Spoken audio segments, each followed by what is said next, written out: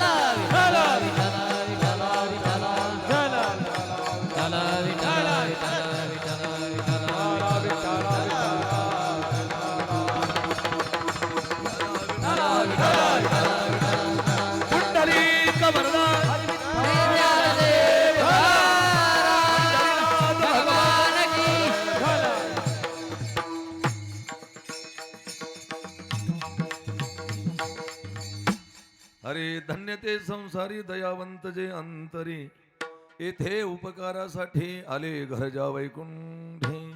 समचरण सरोजम सान्द्र नीलांबुदाभम जगरणी हितपानी मंडनम मंडनानाम तरुण तुलसीमाला कंदरम कंजनेत्रम सदैव धवलहासम विठ्ठलम चिंतयामि. नमो विश्वरूपा विष्णू माय बापा. नमस्कार माझा रुक्मिणी पांडुरंगा तुलित बलधाम मेहमशैलाब्दम सकल गुंडिधानम बाणराणा मदिशम रघुपती प्रिय भक्तम भातजातम नमामि श्री गुरु ध्यान श्री गुरु अर्चन नृतमति हिलमंद श्री गुरु विठ्ठल भावी वंदा दाकुतिने परमानंदात्मरूप गणेश केल्या स्मरण सकल विद्यांचे अधिकरण तेचे बंधू श्रीचरण श्री गुरुचे नमस्कार उणे आता आपण वाग्विलासने जी चातुर्यार्थ कला कामिनी ते श्री शारदा विश्वमोहिनी नमिलिमिया. नमो जन्मभूमी जिथे जन्मलोमी नमो कर्मभूमी जिथे वाढलोमी नमो राष्ट्रभूमी जिच्या सर्व कामी जिजो देह माझा प्रभू प्रार्थितो मी वर्णनामर्थ संगानाम रसानाम छंदसामपि मंगलानांच करतारो वंदेवानी विनायको कृष्णम नारायण वंदे कृष्ण वंदे प्रजप्रियम कृष्णम देपायन वंदे कृष्ण वंदे पृथासुतम. उपकारासाठी आले घर जा वैकुंठे. अखिल कोटी ब्रह्मांड नायक चराचरामध्ये वास्तव करणारा भगवान परमात्म्याची चिदविलास शक्ती ब्रह्मचितकलाय साई मुक्ताई समर्थ सद्गुरु श्री गजानन महाराज दादा महाराज आणि छत्रपती शोभांच्या पदस्पर्शाने पावून झालेल्या महाराष्ट्र भूमीतील तुम्हा खांडवी वाश्यांच्या तथा बाहेरून आलेल्या मायबापांच्या चरणावरून निवडलेला अभंग जगद्गुरु जगदवंदनीय देहुनिवासी वैकुंठवासी वैराग्याचे मूर्तिमंत सागर असणारे छत्रपती शोभांचे आध्यात्मिक गुरु जगाचा संसार सुखाचा व्हावा यासाठी स्वतःच्या संसाराची राख रांगोळी करून अव्याहत जीवन ज्यांनी समाजासाठी व्यतीत केले असे असणारे भागवत संप्रदायाच्या कलशस्थानी विराजमान संत श्री तुकोबराय यांचा 4 चरणाचा संतांचं कार्य सांगणारा गोड असा अभंग तुम्हा मायबापांच्या सेवेसाठी निवडला.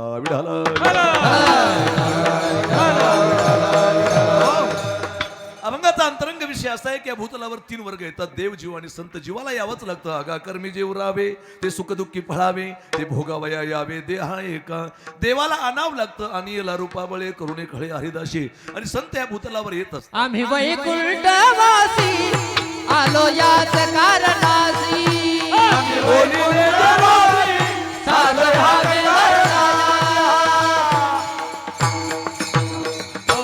वैकुंठातून संत या ठिकाणी येतात भूतलावर येऊन त्या ठिकाणी संसाराच्या स्थितीमध्ये राहतात. धर्माची वाट मोडे अधर्माची शिग चढे तै आम्हा येणे घडे संसार स्थिती आणि संसार स्थितीला येऊन ते जीवनामध्ये धन्यता प्राप्त करून घेतात. जगामध्ये अनेक लोक येतात पण सर्वच त्या ठिकाणी धन्य असू शकत नाही. मग धन्य कोण आहे? धन्य ते संसारी. कोण दयावंत जे अंतरी. आणि असे जे संत आहे कुठून आणि कशासाठी आले आत्ता दादांनी प्रमाण त्या ठिकाणी दिलं. येथे उपकारासाठी आले घरजा वैकुंठी आम्ही वैकुंठवासी. हो, आणि जीवन जगत असताना त्यांची आचारसंहिता त्या ठिकाणी काय असते. लटी केवचन नाही देही उदासीन. ते कधी लटकं बोलत नाही, देहावर उदास असतात. आणि महाराज त्या ठिकाणी सांगतायत त्यांचं बोलणं प्रेमळ असतं आणि अंतरंग सुद्धा प्रेमळ असतं. म्हणून महाराज सांगतात मधुरा वाणी ओठी तुका म्हणे वाव पोटी. त्यांचं बोलणं प्रेमळ असतं आणि अंतकरण सुद्धा फार मोठं असतं. असा अभंगाचा सोपा सोपा अर्थ आहे. कीर्तन सांगण्यापूर्वी तुला परिहार देणं महत्वपूर्ण. आपल्या पुण्य पावन श्री क्षेत्र खांडवी नगरामध्ये निमित्तानं कीर्तन प्रत्येकाला श्रुत आहे. भगवान परमात्म्याच्या कृपेने साधू संतांच्या आशीर्वादाने गावातल्या प्रतिष्ठित मंडळीच्या पुढाकारण आणि सर्व महाराज मंडळीचे उपस्थित मला सर्वांचे नाव माहिती निवृत्ती दादा तुम्ही मला श्रुत करून द्या. नाही का ज्यांच्या मुखारून विधातून गोडाशी रामकथा तुम्ही श्रवण करत आहात असे आमचे परमस्नेही परम आदरणीय निवृत्ती दाताकडे तर त्या ठिकाणी आमचे बाबा आमचे हरिभक्तीपरायण सोपान महाराज हरिभक्तीपरायण माऊली महाराज आमचे भैया हरिभक्तपरायण बंडू दादा सर्व उभी असलेली मंडळी भंडारी महाराज आणि महाराष्ट्रात नामवंत असलेले एक व्यक्तिमत्व. खरं तर मी कीर्तनाच्या शेवटी महाराजाला एक गोष्ट मागणार आहे. भरत महाराजांना शेवटी मागणार ते सिगरेट मी तुम्हाला सध्या सांगणार नाही. आणि असं एक आगळं व्यक्तिमत्व त्या ठिकाणी भरत महाराज पठाडे आणि ज्यांच्या माध्यमातून आमच्या या ठिकाणी येणं झालं सचिन भैया शेरे. खरं तर मला कोणाची स्तुती करायची सवय नाही आहे. मी वस्तुस्थिती सांगणारा माणूस आहे की सचिन भैया शेरे एक असं व्यक्तिमत्व आहे की जसं त्या प्रत्येक गोपीला वाटायचं कृष्ण माझा आहे तसं प्रत्येक महाराजाला वाटतं की हा सचिन माझा आहे. असं एक आगळं वेगळं व्यक्तिमत्व म्हणजे सचिन भैया आहे.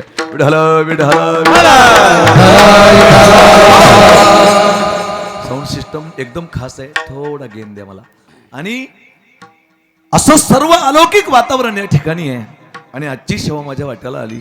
मला आश्चर्याचा धक्का बसला की सचिन भैयाने मला सांगितलं की निवृत्ती दादा आणि भरत महाराज पठाडे हे लय दिवसापासून आमच्या गावामध्ये येतात. खरं म्हणजे तुमच्या गावात असं भाग्य आहे. अख्खा महाराष्ट्र ज्यांच्यावर प्रेम करतो ती माणसं तुमच्यावर प्रेम करतात. याच्यापेक्षा अजून मोठं भाग्य त्या ठिकाणी काय असावं. मला तर आश्चर्याचा धक्का बसला. ते म्हणले आमचे 2 सप्ताह ते अगोदरच त्या ठिकाणी लिहून घेतात. आणि एक सांगू का महाराज जगामध्ये महाराष्ट्रामध्ये गुणवान अनेक आहे पण विनयशील आणि लिनता आणि गुण याचा संगम ज्या ठिकाणी झालेला असेल ते म्हणजे भरत महाराज पठाडे त्या ठिकाणी आहे. हे प्रत्येकाला मान्य करावं लागेल नाही का. आज त्यांनी मला स्वतःहून फोन केला माऊली कुठपर्यंत आले काय आले घडत नाही बरं हे नाही घडत असं म्हटलंय कोणीतरी सुभाषितकारांनी. ना गुणी गुणिनम येती गुणी गुणीषु मत्सरी गुणीचे गुणरागीचे विरला सरलो जना. असं त्या ठिकाणी सुभाषितकार त्या ठिकाणी सांगतायत की ना गुणी गुणिनम येती गुणी गुणीषु मत्सरी गुणीचे गुणरागीचे विरला सरलो जना. ना गुणी गुणिनम येती गुण नाही त्याला गुणाचं काही वाटत नाही. ना गुणी गुणिनम येती पण गुण असून गुणवानाचा मत्सर करतो. गुणी गुणीषु मत्सरी पण गुणीचे गुणरागीचे रागी म्हणजे प्रेम गुण असून गुणवानावर प्रेम करतो. विरला सरलो जना. आणि असे विरळे माणसं तुम्हाला प्राप्त झाले. हे खांडवी गावाचं भाग्य त्या ठिकाणी आहे नाही का. मी एवढी स्तुती कुठे करत नाही कुणाची कारण मला कीर्तनाची गरज पण नाही. हो पण ही वस्तुस्थिती आहे. एवढं लिहिता मला एक शेर आठवला कीर्तनात शेर म्हणून आहे कारण हे 1.25 शेर आहे. पण किसी के पास कुछ न हो तो हस्ती है दुनिया किसी के पास कुछ न हो तो हस्ती है दुनिया किसी के पास सब कुछ हो तो जलती है दुनिया लेकिन तुम्हें मिले हैं ऐसे हिरे की जो हिरे पाने के लिए तरसती है दुनिया. अशी माणसं तुम्हाला त्या ठिकाणी प्राप्त झाली की त्यांना प्राप्त करण्यासाठी अनेक माणसं तरसतात आणि ते तुम्हाला त्या ठिकाणी प्राप्त झाले. हे तुमचं फार मोठं भाग्य आहे. मी MD साहेबाकडे जेव्हा बसलो भारती बाबांच्या कार्यक्रमाला आम्ही बऱ्याच वर्षापासून इकडे येत असतो. हे दादा ही बरीच मंडळी त्या ठिकाणी भेटली आणि एक एवढ्या छोट्या गावामध्ये एवढं मोठं नियोजन एवढे मोठे महाराष्ट्रातील दिग्गज नामवंत कीर्तनकार या ठिकाणी येत आहेत. याच्यापेक्षा अजून काय मोठं भाग्य असावं. आणि एक पुन्हा परमभाग्य तुमचं आहे की इंदुरीकर महाराजांच्या गाडीला काल अपघात झाला पण काहीच झालं नाही. हे तुमचं 33 वर्षे केलेलं पुण्य त्या ठिकाणी पळायला आलं महाराज. तर आयुष्यात एक डाग लागून गेला की कोण्या गावाला चालले होते खांडवीला चालले होते पण परमात्म्याची लीला आहे. त्यांच्याकडून अजून भरपूर काम त्या ठिकाणी करून घ्यायचंय. भोक महाराजांनी त्यांच्याबद्दल गौरव उद्गार काढले होते की तमाशात जाणारा समाज जर कीर्तनात कोणी वळवला असेल तर त्या व्यक्तीचं नाव इंदुरीकर महाराज त्या ठिकाणी आहे. हे तर त्या ठिकाणी मान्य करावं लागेल प्रत्येकाला. असं एक आम्हाला दिलेली देणगी आहे महाराष्ट्राच्या मातीला भगवंतानी. भगवान परमात्म्याला एक विनंती करेल, आजचा मागणीचा दिवस नाहीये, पण पांडुरंगा मी तुझ्या चरणावर एक प्रार्थना त्या ठिकाणी करेल की अकल्प आयुष्य व्हावे तया कुळा माझी आ सकळा हरीच्या दासा. बस माझे जे हरीचे दास आहे, जे धर्माचं संस्कृतीचं काम करतात ना, त्यांना उदंड आयुष्य त्या ठिकाणी लाभो ही भगवंताला प्रार्थना करतो आणि अभंगामध्ये डोकवण्याचा प्रयत्न करतो. विठाला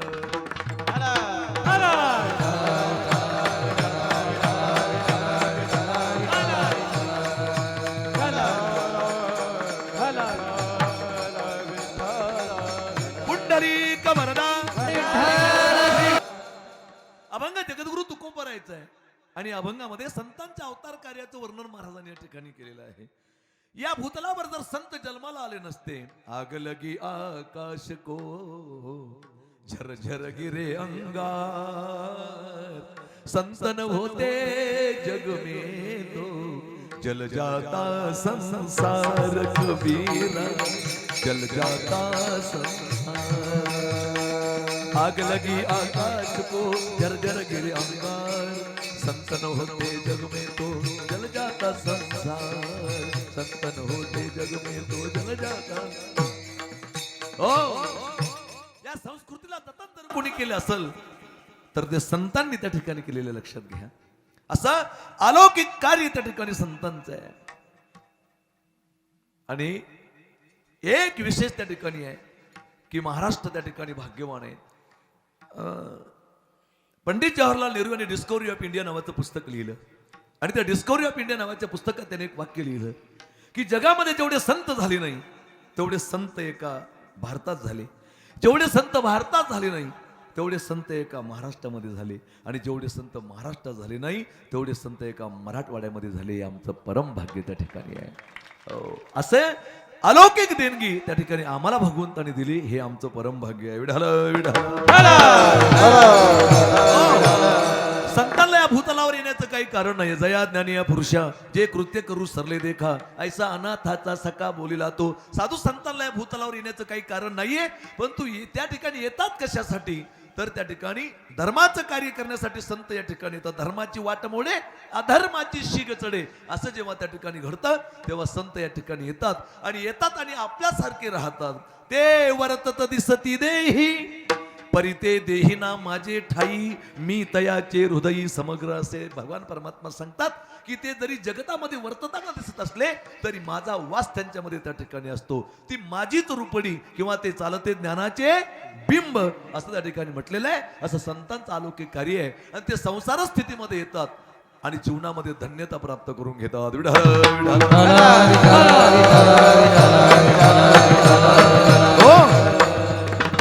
आणि धन्य जीवन कुणाचंही होत नाही. तुम्ही आम्ही कुणाला बी धन्य म्हणतो. आमच्याकडे एक वालसांगी नावाचं गाव आहे, तिथे एका माणसाला 13 लेकर आहेत महाराज. 13 देवाची कृपा आहे. 13 लेकर आहेत त्याला. त्याला एकाने विचारलं तुम्हाला मुलं किती? ते म्हणलं 13. ते समोरचं म्हणलं बापरे धन्य धन्य आहे का ते? जर लेकरावाले धन्य झाले असते जास्त तर डुकरायचे धन्य देत नंबर लागला असते.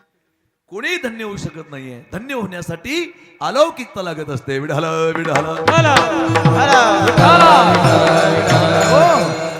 अलौकिकता त्या ठिकाणी लागते. जीवनाचे काही प्रकार सांगितले.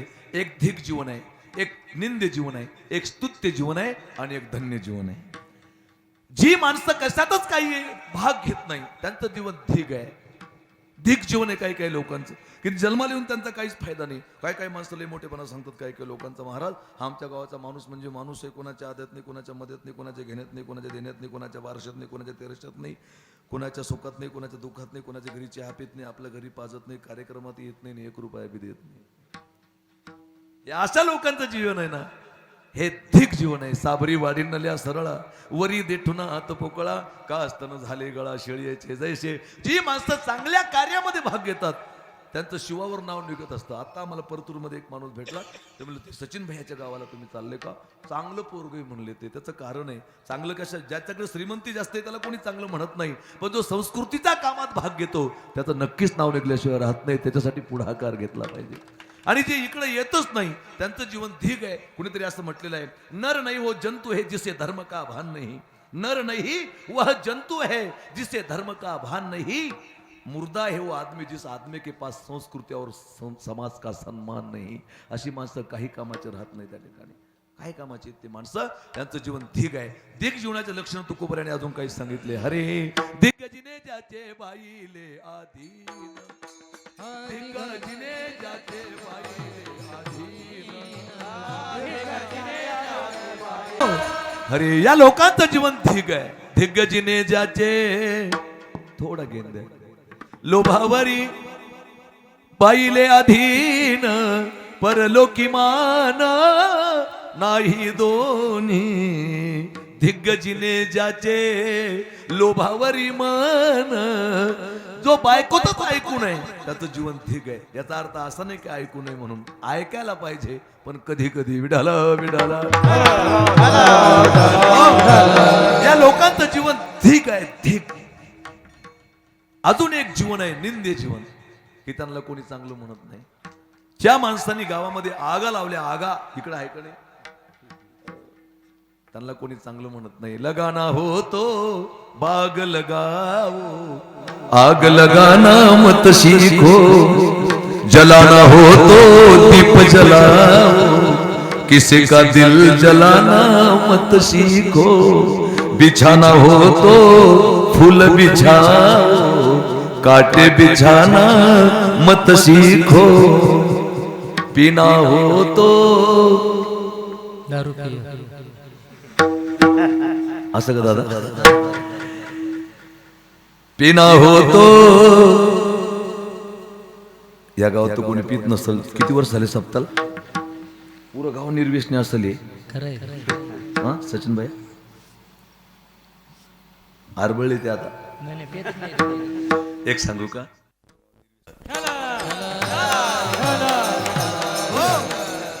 ज्या लोकांनी चांगले काम केले त्यांचं नाव निघतं, पण ज्यांनी गावात आगाच लावल्या त्यांचं जीवन निंदे जीवन आहे. त्यांना कोणी, त्यांचे नाव कोणी नाही घ्यायचे राचरी, त्यांना कोणी चांगलं म्हणत नाही. आमच्या गावात 5-7 पिढ्या झाल्या बरं एक माणूस होऊन गेला, त्याचं नाव होतं बाळू पाटील. पण ते जिथं जाय ना गावामध्ये तिथं आगाच लावते, त्याचं कामच होतं, त्याचं नावच पडलं लोकांना गावात पचका बाळ्या. कोणता बाळ्या? जिथं जायचं, पचका शब्द आहे ना तुमच्याकडे? हा, पचका करणे म्हणजे खेळ मोडणे समोरच्याचा, विनाकारण तोंड घालणे. तिथे तो जिथं जाय तिथं पचकाच करून द्यायचा. तो त्याचं नावच पडलं, बाळू पाटील होता आपल्या समाजाचा. पण त्याला लोक म्हणायचं कोणता बाळ्या? पचका बाळ्या. त्याला कोणीच सांगेना कुठं महाराज, त्याला कोणी कुठं सांगेना. इतका कठीण परिस्थिती झाली. गावात काही कार्यक्रम असला त्याला कोणी सांगेना, ते कोणाला काही बोलायचं. सगळा कार्यक्रम चांगला झाला काहीतरी बोलायचं आणि तिथं पचका करून निघून जायचं. ते लोक त्याला टाळू लागले, इग्नोर करू लागले लोक त्याला. एक दिवस काय झालं माहिती का, एका माणसाची वास्तुशांती होती, फार मोठं सुंदर घर बांधलं त्यांनी, आणि वास्तुशांती होती. त्याच्या बायकोनं सांगितलं सगळ्याला आमंत्रण द्या, पण याला आमंत्रण नका देऊ. कोणाला? याला आमंत्रण नाही द्यायचं म्हणले. सगळ्या गावाला आमंत्रण दिलं महाराज, त्याला आमंत्रण नाही दिलं. ते म्हणले आपल्या घरात काही बी खोडा काढल. एक सांगू तुम्हाला, एखाद्या माणसानं जर घर बांधलं ना आणि त्यानं जर नेलं आपल्याला मोठेपणानं पाहायला, चला बघ घर पाहायला, बरोबर काही प्रॉब्लेम नाही, चला बघ घर पाहायला. आपलं घर पाहायला चाला म्हटल्यानंतर तिथं पाहायचं, गुपचितून जायचं. त्याला असं नाही म्हणायचं ही खिडकी इथं पाहिजे होती, त्यांना कोणते कोणते पाहुणे होळवले हे त्यालाच माहिती. ही खिडकी इथं नाही पाहिजे होतं, ते तिथं नाही पाहिजे होतं, सांगायचंच नाही. ते असं कुठंतरी पचका करून द्यायचं. त्याला आमंत्रण दिलं नाही, सगळ्या गावाला आमंत्रण दिलं, बाळाला आमंत्रण नाही दिलं. 12 वाजेचा टाइम होता. हे तिथं 11:30 येऊन बसलं जेवायला. त्यातला एक भाऊबंद म्हणले बाळा तुला काही जेवण तू कशाला आला? तो म्हणला मला माहिती आहे की त्यांच्या पाठीमागं लय गडबड आहे आज, कामामध्ये कसं सांगणं झालं, पण मला माहित होतं ना याची घर भरणी म्हणून. ते म्हणले आता आला काही बोलू नको. ते म्हणलं आपण काही बोलत नाही बा, आपल्याला काय घेणं देणं नाही. मग आता कार्यक्रम झाल्यावर जेवण झाल्यावर गुपचीत जाऊ ना, तिथं उभं राहते बिल्डिंग कडे पाहते. एक म्हणला बाळ्या तू आता आला गुपचीत जाय, काही बोलू नको, तुझी वाचा काही चांगली नाही म्हणली, तुझी जीभ लय काळी आहे. तो म्हणला आपण काही बोलत नाही. बिल्डिंग म्हणली, बिल्डिंग बांधली म्हणले राव, पण का हो याच्यावर जर हीच पडली तर कसं होईल? म्हणजे जाताना काय करून गेला, जाताना पचकाच करून गेला तो. कोणालाही त्या ठिकाणी इतकं म्हणजे अजून लोक नाव घेतात. 7-8 पिढ्या झाल्या. एका माणसाला बैलजोडी आणायची होती घरी, आपल्या बैलजोडी. त्यानं मस्त 1,35,000ची बैल घेतली त्यानं, 1,35,000ची. त्याच्या बायकोनं सांगितलं गावात बैल घालायचे, पण बाळ्याचा नजरेत पडू द्यायची. त्याची नजर इतकी बेकार आहे, त्याची नजर जिथं जाईन आणि त्याची जीभ जिथं काही बोलन तिथं काहीतरी सत्यानाश होईल. तो म्हणला तू टेन्शन घेऊ नको, मी बरोबर रात्रीच्या टायमाला बैल गावात आणतो. त्यानं त्याच्या धाकानं 7:30 वाजता बैल आणले रात्रीच्या गावात. ते उभं होतं खांब्याजवळ, बैल आणले वाटतं. तो म्हणला बाळ्या तुया पाया पडतो, तुया धाकानं उशिरा आणले गावात, तू काय बोलू नको. तो म्हणला आपण काय याला काय बोलावं, पण तुमच्या शेतात आहे ना सापलंय निघते, डसला की मेलाच नाही.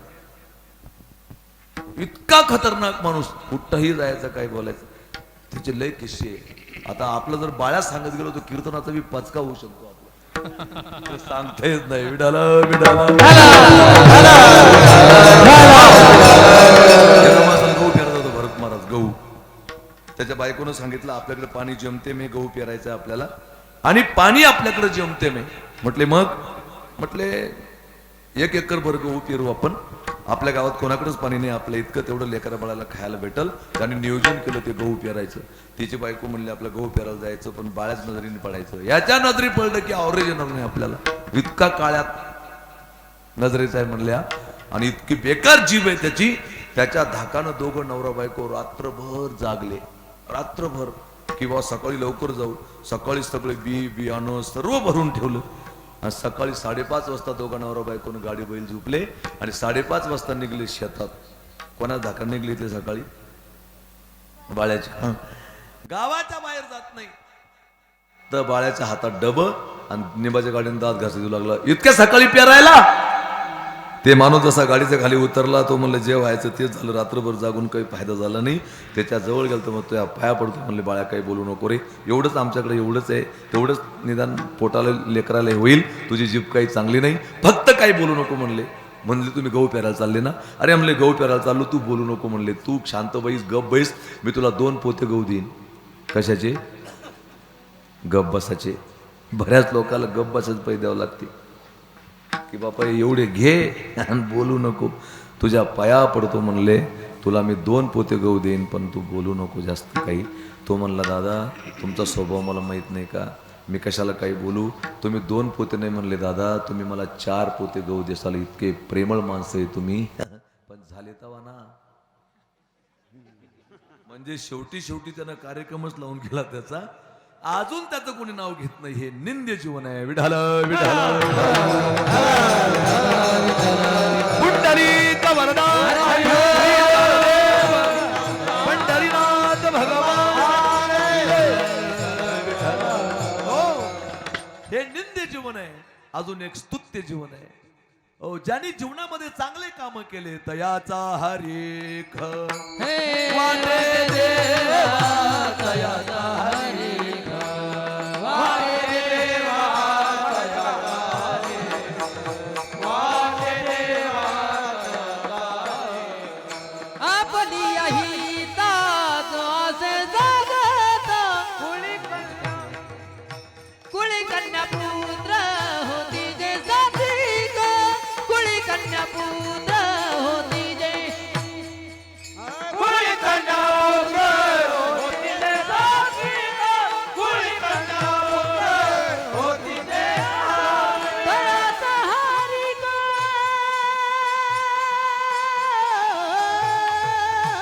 वाटे देवा.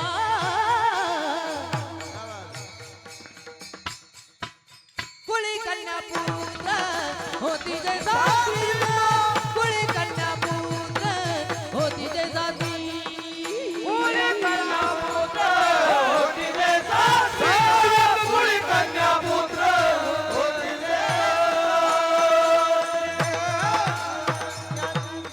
कुळी कन्या पुत्र होते जे सात्विक, तयाचा हरेख वाटे देवा. हे स्तुत्य जीवन आहे की ज्यांनी जीवनामध्ये चांगले काम प्रयत्न करणार आहे.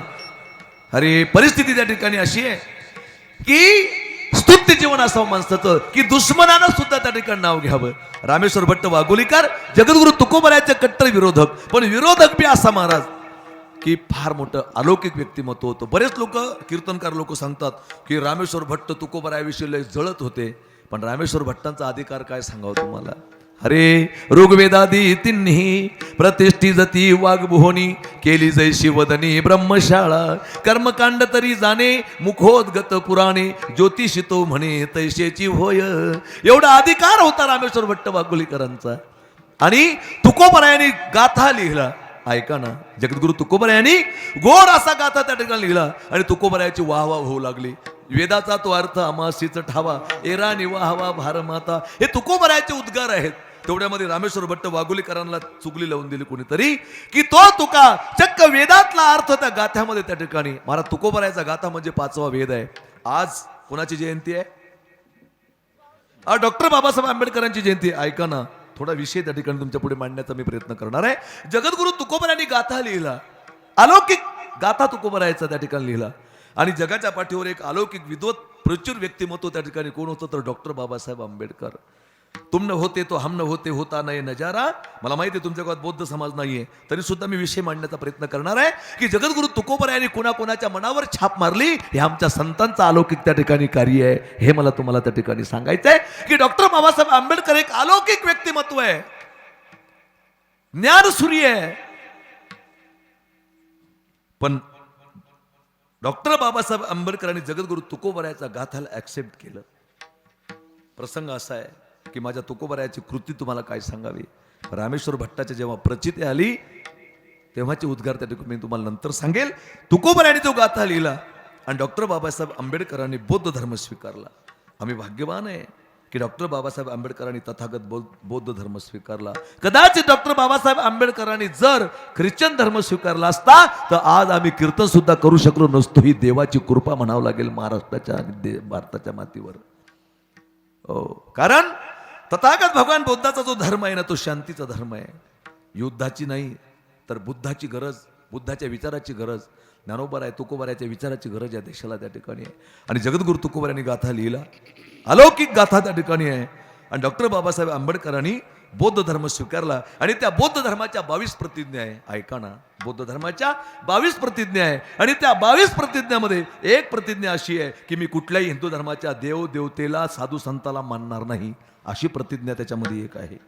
मग तथागत भगवान बुद्धांच्या धर्मावर चालणारी जी माणसं आहे, मी आज भीम जयंतीमध्ये बोललो तिथं, कारण माझ्या गावाची भीम जयंती माझ्या हातानंच होते, की बौद्ध म्हणजे कोण आहे.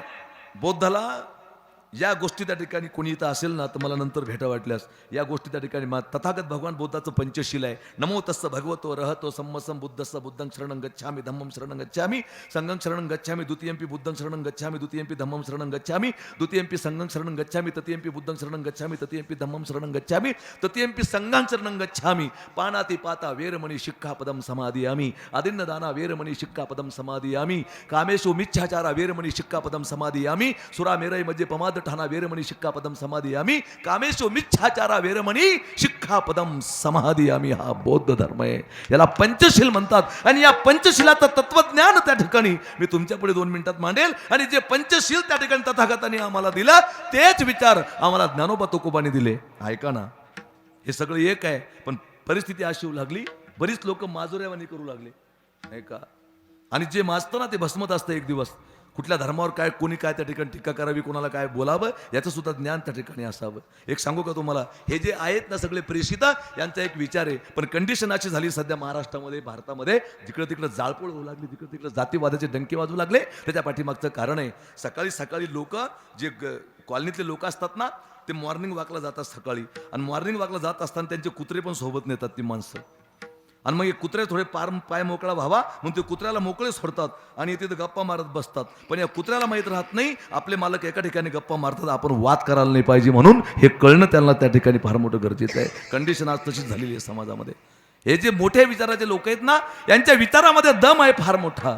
बघा ना तुम्ही, तथागत भगवान बुद्धांचे त्रिशरण जर त्या ठिकाणी तुम्ही पाहिलं नाही का, पानाती पाता वेरमणी शिक्कापदम समाधियामी, प्राणी मात्रावर दया करा.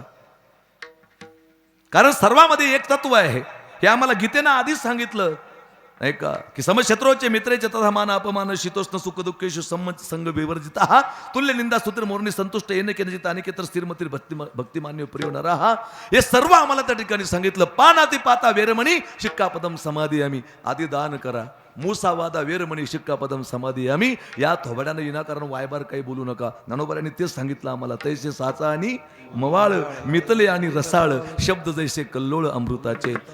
सुरा मेरे म्हणजे पमात ठाणा वेरमणी शिक्कापदम समाधी आम्ही. सुरा म्हणजे दारू, मज्जे म्हणजे मांस. बौद्ध धर्मातल्या लोकांना मांसाहार करते ते दारू बी पित नाही. आणि जर दारू पित असेल मांसाहार करत असेल तर त्याला बौद्ध म्हणून घेण्याचा बिलकुलच त्या ठिकाणी अधिकार नाहीये. कोणी असेल तर मला भेटा नंतर मी सांगतो तुम्हाला, नाही का. मी बौद्धांचं लग्न लावतो महाराज, मी लावू शकतो. मी मराठा पाटील आहे पण लावू शकतो, कारण एवढं अलौकिक तत्वज्ञान त्या ठिकाणी ते. आणि ते डॉक्टर बाबासाहेब आंबेडकरांनी पाहिले म्हणून त्यांनी बौद्ध धर्माचा स्वीकार केला. कामेशु मिच्छाचारा वेरमणी शिक्कापदम समाधी आम्ही. काम क्रोधाला आवरा, याला मोकळं सोडू नका. काय काय भडक पोस्ट त्या ठिकाणी, 1 करोड बौद्धाचा ग्रुप त्या ठिकाणी, अशा भडक भडक त्या ठिकाणी पोस्ट, भडक भडक त्या ठिकाणी बोलणं. आणि त्यांच्यातलीच काही मंडळी त्या ठिकाणी त्यांना सांगते की हे बोलणं योग्य नाही, हा आमचा मार्ग नाही आहे. हे कळणं फार मोठं गरजेचं आहे. आम्ही ज्या भारतामध्ये राहतो ना, तो भारत आमचा सर्वांचा देश आहे आणि त्याच्यामध्ये बंधुभाव, बंधुत्व, समता ती त्या ठिकाणी टिकली पाहिजे. त्याचं भान प्रत्येक धर्मातल्या माणसांनी त्या ठिकाणी ठेवलं पाहिजे. आम्हाला संतांनी दिलेला मार्ग आहे. हे आम्हाला का नाही कळत आहे? आम्ही काय या मार्गाने त्या ठिकाणी जात नाही. आणि कामेशु मिच्छाचारा वेरमणी शिक्कापदम समाधी आम्ही. तुकोपर्यंत काम क्रोध बंदी खाणी, काम क्रोध बंदी. हे तथागतांनी शिकवलं, माझ्या तुकोबराने शिकवलं. कामेशु मिच्छाचारा वेरमणी. तुकोबराय बोलतात काम क्रोध बंदी खाणी. तुका म्हणे दिले दोन्ही इंद्रियाचे धनी आम्ही झालो गोसावी. हे अलौकिक बौद्ध धर्माचं तत्वज्ञान आहे आणि त्या धर्माचा स्वीकार डॉक्टर बाबासाहेब आंबेडकरांनी केला. पण 22 प्रतिज्ञामध्ये एक प्रतिज्ञा आहे. तुकोबरायाचा गाथा सांगतो तुम्हाला काय येत आहे. 22 प्रतिज्ञामध्ये एक प्रतिज्ञा आहे की मी कुठल्याही हिंदू धर्माच्या देवदेवताला, संताला मानणार नाही. मग डॉक्टर बाबासाहेब आंबेडकरांनी त्या ठिकाणी महाडच्या चौदार तळ्यावर आक्रमण त्या ठिकाणी केलं. काळाराम मंदिरामध्ये माणसं घुसवले आणि तेव्हा त्या ठिकाणी त्यांनी असं सांगितलं की मी जात मानत नाही, मी माणूस त्या ठिकाणी मानतो. म्हणून त्यांचं एक वाक्य होतं, माणसाने माणसाशी, माणुसकीनं माणसासारखं वागावं.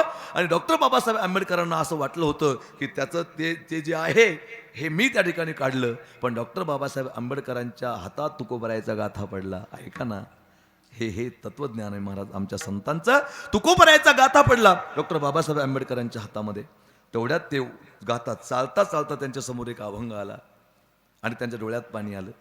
डॉक्टर बाबासाहेब आंबेडकरांना सहकार्याने विचारलं, बाबासाहेब तुकोबरायाचा गाथा वाचताना तुम्ही डोळ्यात पाणी का आलं? डॉक्टर बाबासाहेब आंबेडकरांनी सांगितलं, मला एक प्रकारचा एक असा क्लू झाला होता, अहंकार झाला होता की हे जे आहे माणसाने माणसाशी माणसासारखं मिळून मिसळून एकत्र येऊन नांदावं असं वाटलं होतं मला की ही संकल्पना माझी आहे. पण ही संकल्पना जगद्गुरु तुकोबरायाची आहे, त्याच्यामुळं माझ्या डोळ्यात पाणी आलंय. माझ्या संतांचं वाङ्मय आहे. तुकोबरायांनी सांगितलं होतं, यारे यारे लहान थोर याती. याती म्हणजे जाती, कोण्याही जातीचा. यारे यारे लहान थोर, नाही का. याती भलते नारी नर, करावा विचारण लगे चिंता कोणाशी. हे माझ्या वाचण्यात आलं. सकळाशी येथे आहे अधिकार, कलियुगी उद्धार. ही प्रणाली त्या ठिकाणी संतांची आहे. भेदा भेद भ्रम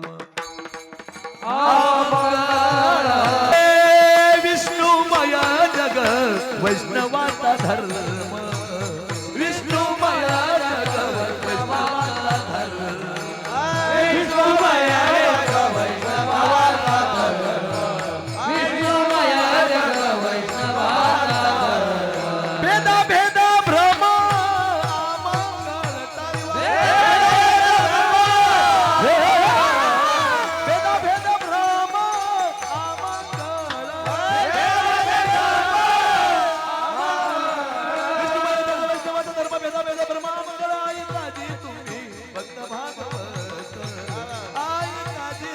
भक्त भागवत. आई काजी तुम्ही भक्त भागवत. आई काजी तुम्ही भक्त भागवत. विष्णुमय जग वैष्णवांचा धर्म. हरे भेदा भेद भ्रम अमंगळ. आई काजी तुम्ही भक्त भागवत. आपुलल चित्त शुद्ध करा. आणि हे वाचलं डॉक्टर बाबासाहेब आंबेडकरांनी गाथ्यामध्ये. तेव्हापासून डॉक्टर बाबासाहेब आंबेडकरांनी गाथ्याचा स्वीकार केला. हे माझ्या संतांचं तत्वज्ञान आहे. तेव्हापासून आणि एक घटना घडली त्यांच्या जीवनामध्ये, माझ्या वाचण्यामध्ये आलं की डॉक्टर बाबासाहेब आंबेडकरांची सभा होती राहुरीला. राहुरीला डॉक्टर बाबासाहेब आंबेडकरांची सभा झाली आणि राहुरीहून ते अहमदनगरकडे येत होते. रात्र झाली होती, संध्याकाळ होता. बराच वेळ झाला, 10-11 वाजले. बाबासाहेब आंबेडकर तिथून निघले आणि निघाल्यानंतर आज 14 एप्रिल आहे म्हणून माझ्या लक्षात हा विषय आला. आणि तिथून जेव्हा ते निघाल्यानंतर इळद नावाचा घाट लागतो रस्त्यामध्ये. इळद तुम्ही पाहिला असेल महाराज, तुम्ही आमच्यापेक्षाही तुम्ही जास्त फिरता. आणि असं महाराष्ट्रातला एक कुठलाही मोठा महाराज नसेल की ते भरत महाराजनं वाजवलं नसेल, म्हणजे त्यांचं कीर्तन असे बोटं फुटले वाजू. मला आनंद वाटला खूप आज त्यांची मला भेट झाली. बाकी काही नाही, मला तुम्हाला एक मागणं आहे, पण शेवटी जाता आणि परिस्थिती अशी आहे, मला आतापर्यंत नाही झाली इच्छा, पण आज झाली. मला मागणार आहे मी तुम्हाला काहीतरी, पण मला आठवण द्या. पण यांना काही मागायचं म्हणून माझ्या लक्षात राहत नाही. मी थोडा विसरभोळा माणूस आहे, एवढाही विसरभोळा नाही मी, 500ला 500च म्हणतो. पण ते गाडी बंद पडली त्यांची त्या घाटात, इळद घाटामध्ये. रात्रीची वेळ आहे, किर्र अंधार आहे, गाडी बंद पडली. काय करावं तेवढ्यामध्ये ड्रायव्हर म्हणला, आता बाबा कसं काय झालं काय माहित. तिकून वाघाचे डोळे चमकले. आता महाराज प्रवासी माणसं येत आम्ही, आम्हाला काय आता इंदोरीकर बाबा डोक्यात तरी होतं का घरून निघल्यावर आम्ही ठोकणार आहे म्हणून तिथं नाही का, काहीच नाही. आमचं जीवन म्हणजे तळ हातावर शिर घेऊन फिरतो महाराज आम्ही. लोकाला काय होईल, बापा तुमची तो मजा आहे, तू ये संघ दर्शक, मग कळन तुला. कोरोनाच्या काळात तर लय मजा घेतली लोकांना आमची. कसं काय महाराज, जसं त्याच्या घरी जाऊन खाऊ राहिलो आपण, म्हणजे इतकी बेकार परिस्थिती. असा वेळ आता भगवंताने आणू नये. आणि त्याची कसरच निघली महाराज. 38 कीर्तन आहे महिना अशी, म्हणजे देवाना आता असंच चालू द्यावं.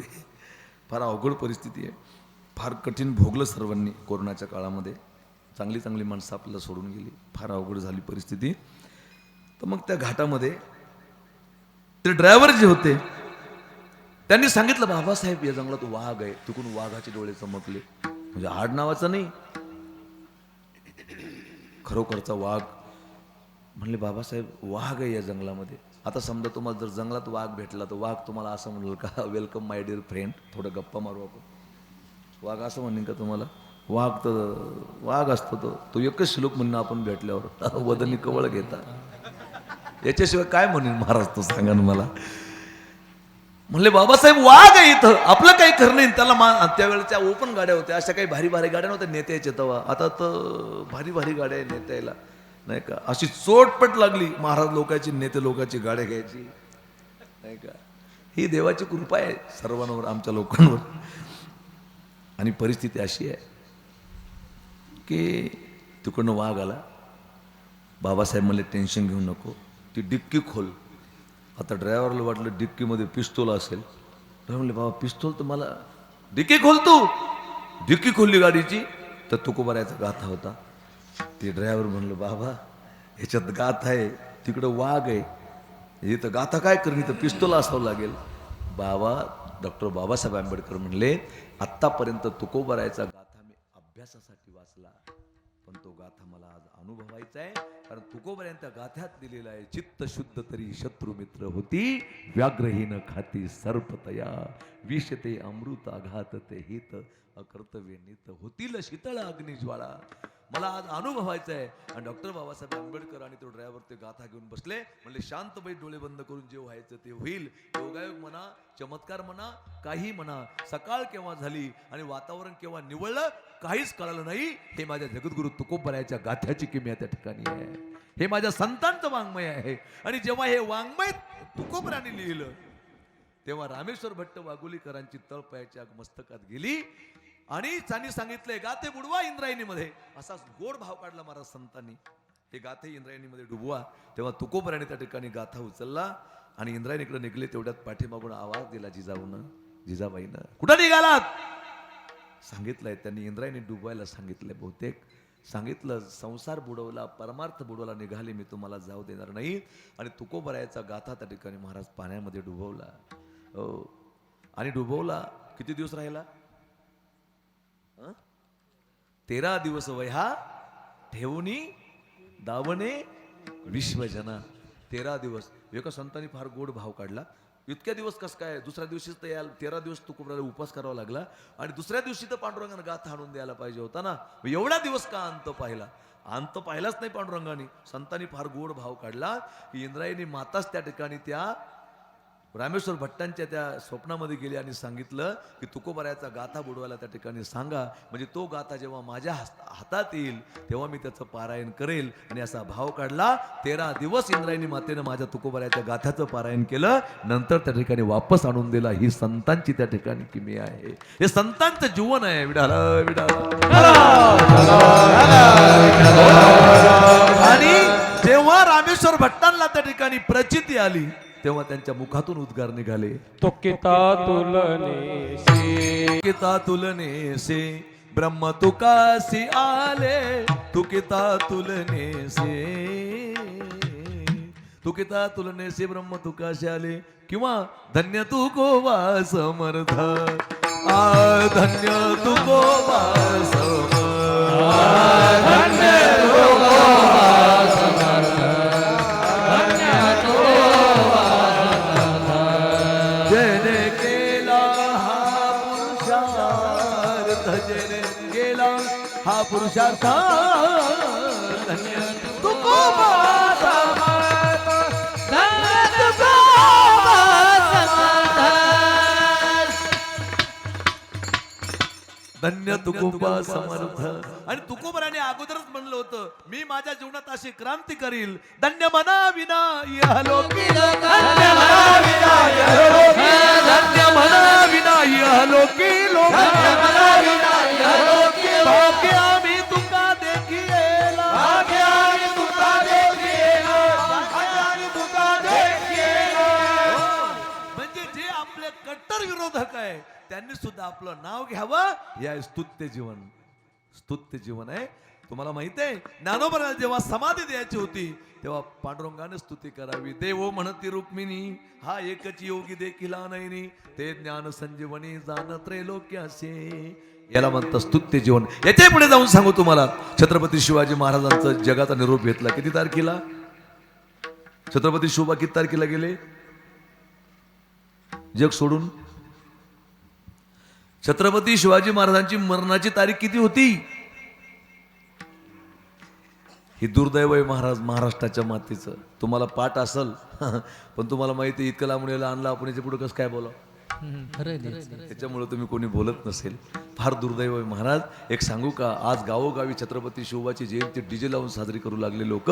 राजाची जयंती नाचून नाही तर राजाची जयंती वाचून त्या ठिकाणी साजरी करा, तेव्हा आम्हाला राजा त्या ठिकाणी कळेल. काय राजा कळला आम्हाला? फार मोठी दुर्दैवाची बाब आहे. फार आमचे एक आता माझ्या गावामध्ये महाराज शिवजयंती आणि भीमजयंती दोन्ही जयंतीचं मी साक्षीदार आहे. सगळं म्हणजे माझ्या नियोजन माझ्याकडे असतं. तर परिस्थिती अशी आहे, आमचे गाव झाले 3. एका गावातले मुलं आले, डीजे लावायची इच्छा आहे माऊली यंदा. आम्ही छत्रपती शिवाजी महाराजचेच गाणे वाजू म्हणे, पण डीजे लावायला आम्हाला तुम्ही परवानगी द्या. मला म्हणले, मी म्हणलं तुम्हाला वर्गणी द्या म्हणले. मला वर्गणी द्यावंच लागते गावामध्ये. मी प्रत्येक महाराज द्यावंच लागते. ती इन्कम टॅक्स भरावा लागतो तो 12 महिने फेरेलचा गावासाठी. पोराला म्हणलं फक्त तुम्ही त्या ठिकाणी राजाची मुद्रा म्हणून दाखवा आणि छत्रपती शिवाजी महाराजच्या बायका किती होत्या त्याचे नावं सांगून द्या, मी पुऱ्याचा पुरा डीजे पुरा खर्च करतो म्हणलं. एवढं माहिती आहे का आपल्याला? काय आणलं म्हणलं आम्हाला कधी राजा त्या ठिकाणी कळेल महाराज. हे फार माझी भाषा कळू लागली ना तुम्हाला? तुम्ही लय शांत बसले ना तुम्ही थिजेलच म्हणा कालचे धरून तसे. असं सुन्न वातावरण झालं होतं म्हणे काल महाराजचा ॲक्सिडेंट झाला जेव्हा कळालं नाही का. त्याच्यामुळं तुम्ही काही टेन्शनमध्ये जाईन तुम्ही. हां असं कोण बसले तुम्ही असं इतके शांत नाही का? तुम्हालाही काही म्हणून फायदा नाही, मीच परेशान आहे. मला दोनदा सांगितलं फोन करून आहे सगळ्यांनी म्हणे सांभाळून या म्हणे जरा, मै पाळी होऊन जाईल 2दा. होतच ते आमचं एकदा. परिस्थिती अशी आहे, अशीच आहे परिस्थिती. विडाला विडाला विडाला.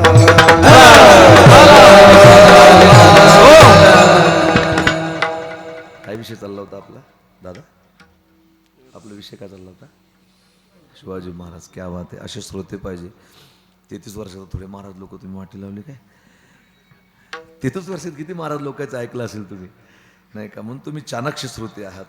छत्रपती शिवाजी महाराज त्याला म्हणलं तुम्ही नाही जमलं त्या मुलांना, फार दुर्दैवाची बाब आहे.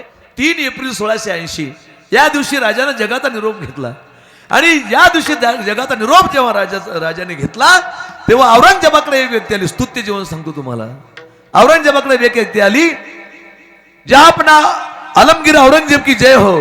आपका जो दुश्मन था छत्रपति शिवाजी वो दुनिया छोड़कर चला गया है. आता औरंगजेबाला असं वाटलं, हा जो त्या माणसाला असं वाटलं की औरंगजेब आपल्याला गळ्यातला सोन्याचा कंठा काढून देईल, नाही तर काहीतरी बक्षीस देईल. एवढी त्या ठिकाणी दुश्मन मेला सांगितलंय. आपण त्यांना बातमी दिली.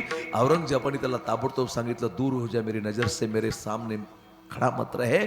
आणि औरंगजेब ताडकन उठले. राजाच्या मृत्यूची बातमी कळाल्याबरोबर आणि औरंगजेब मस्जिदमध्ये गेला. आणि मस्जिदमध्ये जाऊन औरंगजेबाने त्या ठिकाणी आकाशाकडे बघितलं आणि आकाशाकडे बघून इबादत केली. हे परवरदिगार, हे अल्लाह ताला, मैंने आज तक हर दिन 5 वक्त नमाज अदा किया है, लेकिन तेरे मस्जिद में कुछ नहीं मांगा है, लेकिन आज मैं पहली बार तेरे मस्जिद में कुछ मांग रहा हूँ. इस धराधाम का बहुत बड़ा महात्मा आज दुनिया छोड़कर चला गया है, कि जिसकी निगाहों में हर स्त्री अपने माँ बहन की निगाहों से वो देखता था, और वो आज दुनिया छोड़कर चला गया है. हे अल्लाह ताला, ये यदि तेरे दरबार में आएगा तो इसके लिए तेरी दीवारें खुले कर दे और तू उसे अपने गोद में ले ले, क्योंकि वो बहुत बड़ा नेक इंसान था जिसका नाम है छत्रपति शिवाजी महाराज. काय मोठा भाव आहे महाराज. हो, की जो कट्टर विरोधक आहे त्याने सुद्धा त्या ठिकाणी त्यांच्यासाठी मागणी करावी. याला स्तुत्य जीवन म्हणतात. विढाल विढाल. एक दिग जीवन, निंद्य जीवन आणि स्तुत्य जीवन आणि अजून एक धन्य जीवन. त्या धन्य जीवनाचे लक्षणं सांगितले महाराजांनी अभंगाच्या. धन्य ते संसारी, धन्य ते संसारी, धन्य ते संसारी, धन्य ते संसारी. दयावंत ते अंतरी, दयावंत ते अंतरी, येते उपकारासाठी, येते उपकारासाठी. दयावंत ते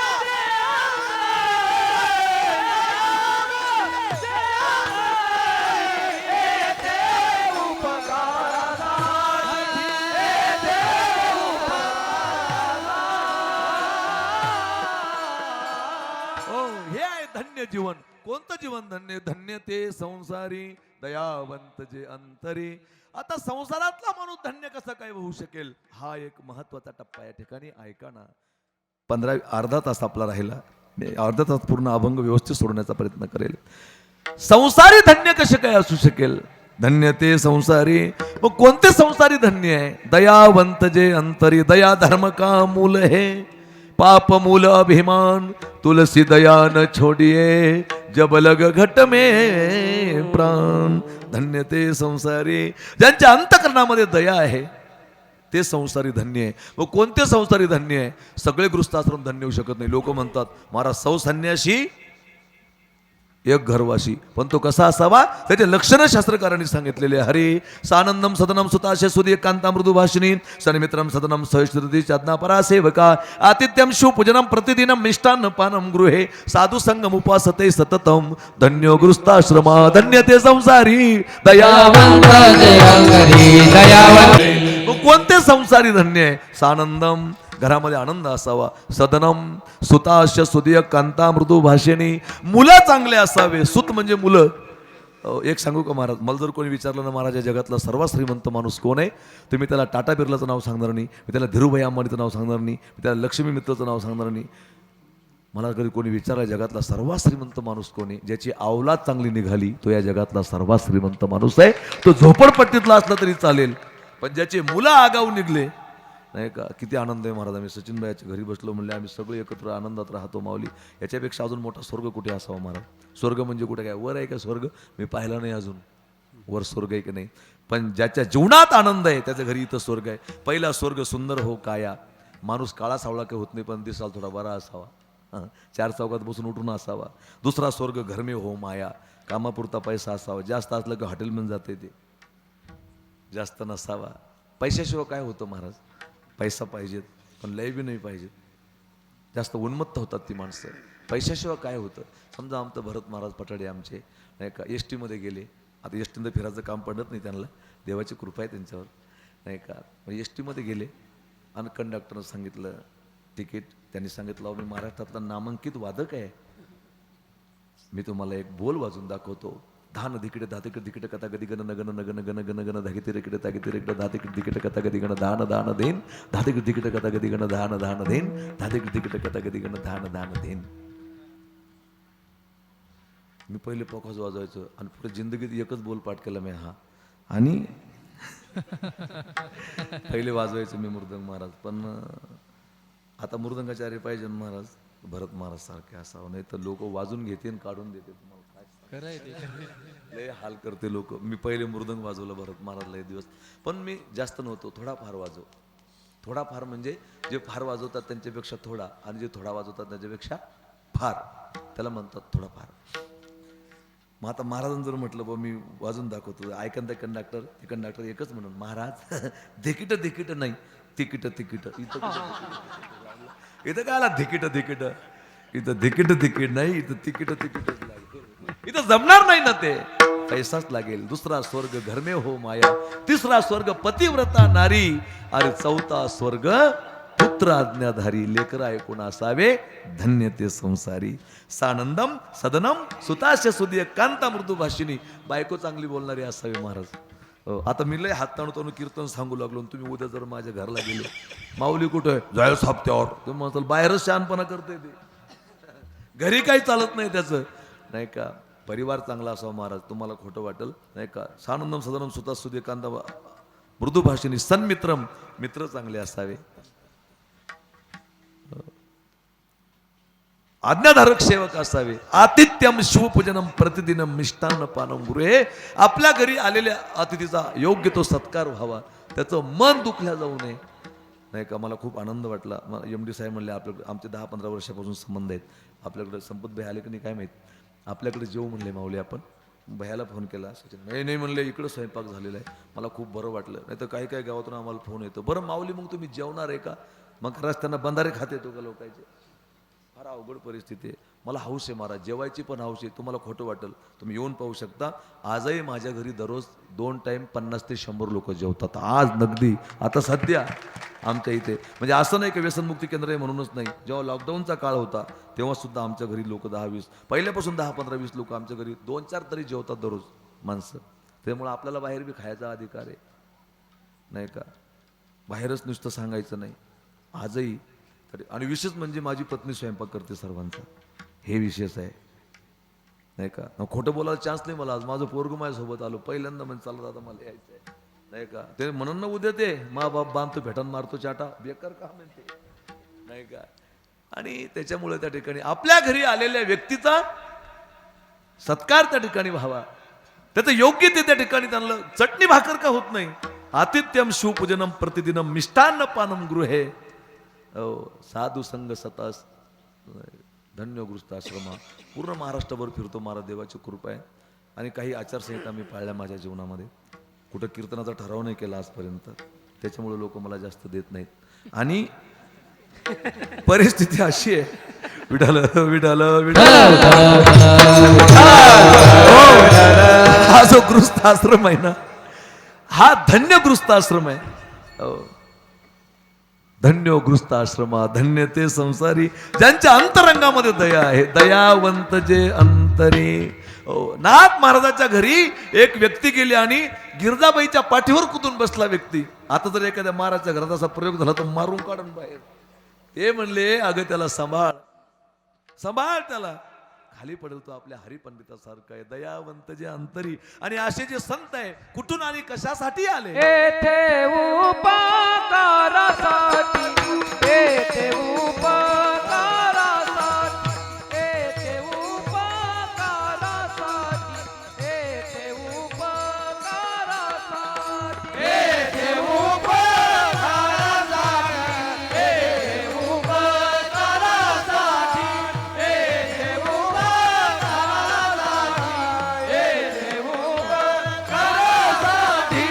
आले घर, या वैकुंठी आले घर.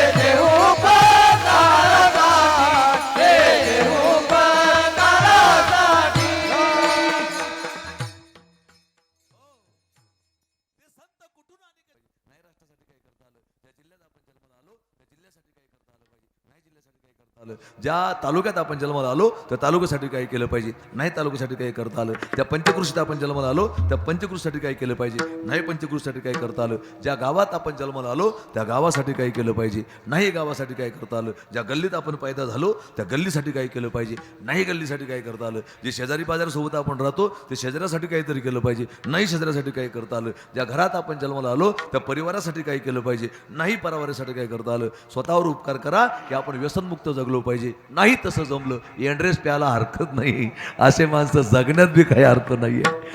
काय अर्थ या लोकांच्या जगण्यामध्ये. विढाल विढाल आम्ही उपकारासाठी आलेले. परोपकारार्थम वहंती नद्या, परोपकारार्थम दुहंती गावा, परोपकारार्थम फलंती वृक्षा, परोपकारार्थम मिदम शरीरम. शास्त्रकार त्या ठिकाणी सांगतायत की काही गोष्टी अशा आहे की त्या परोपकारासाठी आलेल्या आहेत. इकडे लक्ष द्या, आपली वेळ कमी राहिली. रवी चंद्रो घनो वृक्षो नदी गावस्य सज्जना येणं परोपकार आहे. येते परोपकार येणं देवेनं निर्मित हा. हे देवानं परोपकारासाठी निर्माण केले. पण या सगळ्यापेक्षा संतांचे उपकार आपले. या संतांचे हे देणे कल्पतरुहुनी दुने परिसा परिसा आघात देणे चिंतामणी ठेंगणा. हे संतांचे उपकार आहे. म्हणून येथे उपकारासाठी त्याच्यासाठी संत या ठिकाणी आलेले आहे. ऐका ना, परिस्थिती त्या ठिकाणी अशी आहे. रवी सूर्यनारायण परोपकारासाठी आला. किती परोपकार आम्हाला एवढा फुकट प्रकाश देतो. कधी आला का दादा आता चालू लोड सेटिंगचं उघडं फार परेशान आहे लोक.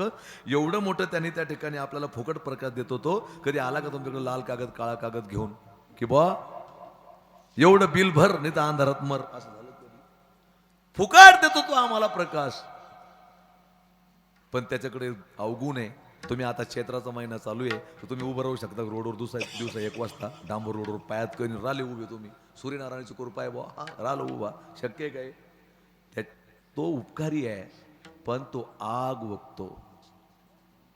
चंद्र शीतलता देतो परोपकारी आहे पण त्याला डाग आहे. पण संत चंद्र मेजे अलांछन मार्तंड जे तापहीन ती सर्वै सदा सज्जन सोयरे होतो. म्हणून त्यांच्यापेक्षा त्यांचा उपकार जास्त आहे. उपकारी आहे. एरे घना नाहू घाल माझ्या मना. एरे घना घर उपकारी आहे. पण पाऊस जास्त झाला की तुमचा माल चिबडण्याची शक्यता नाकारता येत नाही. हा अवगुण त्याच्याकडे आहे. नदी परोपकारी आहे. का पोखित फेडीत पाप ताप पोखित तिरीचे पादप समुद्रा जाय आप गंगेचे जैसे. पण जास्त जर ती जास्त भरली ना तुडुंब ती काही बी वाहून नेते. ही त्याच्याकडे अवगुण त्या ठिकाणी आहे. पण संतांचं तसं नाही आहे. वृक्ष परोपकारी आहे पण कधी कधी काटे असू शकतात. गाय परोपकारी आहे. या सगळ्या गोष्टी पण संतांचा उपकार त्याच्यापेक्षा त्या ठिकाणी जास्त आहे. विढाल विढाल विठ्ठल विठ्ठल तुको म्हणायचंय का अभंग आहे बघा. उपकार सांगतोय तुम्हाला संतांचे. चंदनाचे हात पाय ही चंदन परिसा नाही अंग कोणी. प्रयत्न करायला काय हरकत दादा.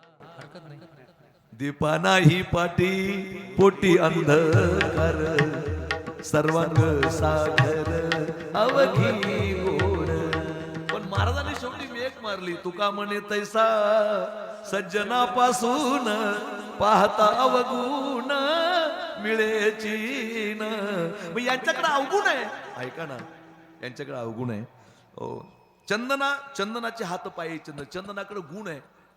तापेल्या चंद्र निवळतो कुडी. हा परोपकार आहे. तो स्वतः घास झिजतो जगाला त्या ठिकाणी तो श्वास देतो जगाला सुगंध देतो. हा चंदनाकडे गुण आहे. पण चंदनाकडे एक अवगुण आहे की तो त्या वेळूला देत नाही आपला सुगंध. तुका म्हणे वेळू चंदना सांगाती काय ते असती जवळिके. ही उणीव त्याच्यात आहे. पण संत सर्वांना आपल्या कीर्तीचा सुगंध पसरून देतात. हे संतांचा त्या ठिकाणी गुण आहे. म्हणून येथे उपकारासाठी चंदनाचे हात पाय. परीस माहिती आहे तुम्हाला. परीस आहे माहित. देऊ का आमच्याकडून पाठवून तुला.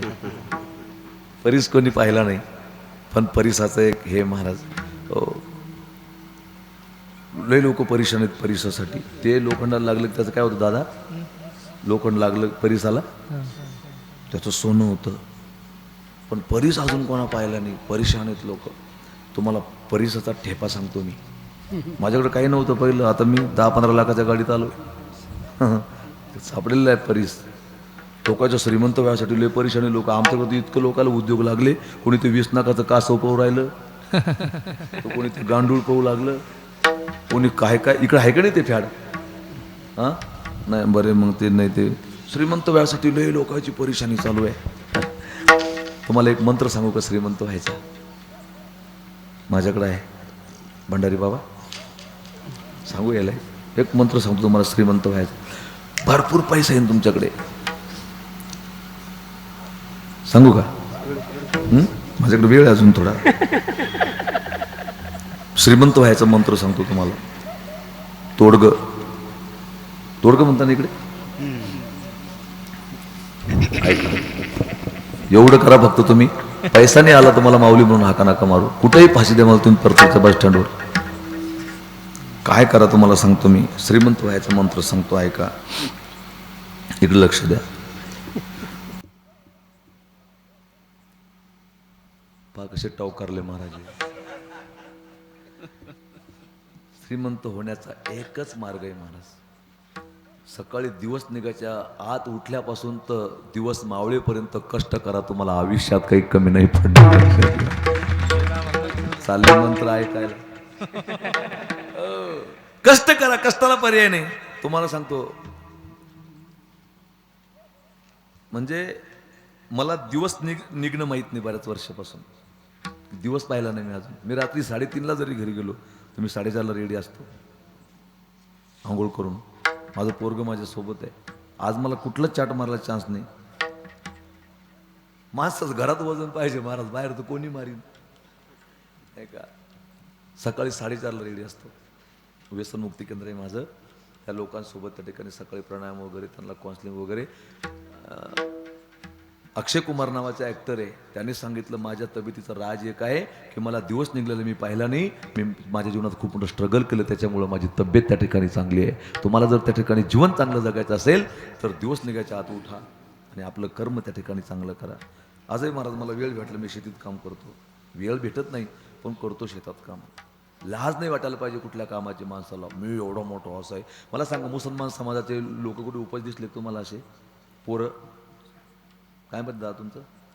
मुस्लिम समाजाचे मुलं तुम्हाला उपाशी दिसले? त्याचं कारण आहे ते हातात येईल ते काम करतात आणि त्यांना बोलायचे पण नाही. हे पद्धत आहे. एखादा गिराईक जर गेलं दुकानामध्ये, अरे मामू, अरे काका, अरे दादा, ये तुम ले लो, बहुत अच्छा है, कुछ टेंशन नहीं है, तुम लेके तो जाओ, तुम कुछ फिकर मत करो. त्याच्या भरतीत घालून देईन ते. आपलं घेतो काय एवढ्यात आपले? नाही जमत का तुला धक मग? अरे ऐक बापा, तू फार अवघड परिस्थिती आहे महाराज. माझं काय झालं, माझी गाडी बिघडली एकदा. मला जायचं होतं त्या फाट्यावरून तिकडं. मग मी एसटीने गेलो. मी एसटीने फिरतो कधी कधी. म्हणजे कधी कधी म्हणजे मुद्दाम ड्रायव्हरला सांगतो मी की गाडी एसटी मागा आणि तुम्हाला एसटीत बसू दे, नाही का. माणसाची जमिनीवर पाय असल्यानं पडाची भीती राहत नाही, लक्षात घ्या. हवेत नाही जाऊ माणसानं. हां, कोई कितने भी झिलो झिलो लेकिन अपनी औकात मत भूलो.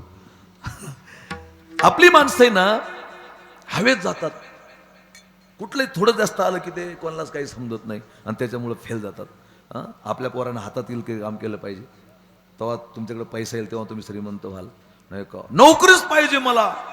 इतके लाचार झाले आपले पोरं. धंदे करा ना, काहीतरी उद्योग करा, नाही का. माझा मुलगा आता कोणीतरी विचारलं काय करतो, मॅनेजमेंट करतोय, हॉटेल मॅनेजमेंट.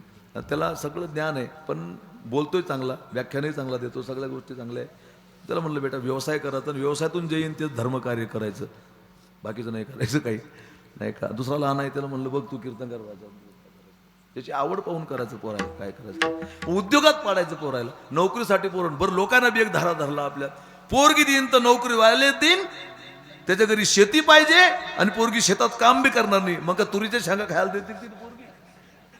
काय परिस्थिती झाली आपल्या लोकांची महाराज, ते कळत नाही. नोकरीसाठी एवढे लाचार झाले निवृत्तीदाता लोक.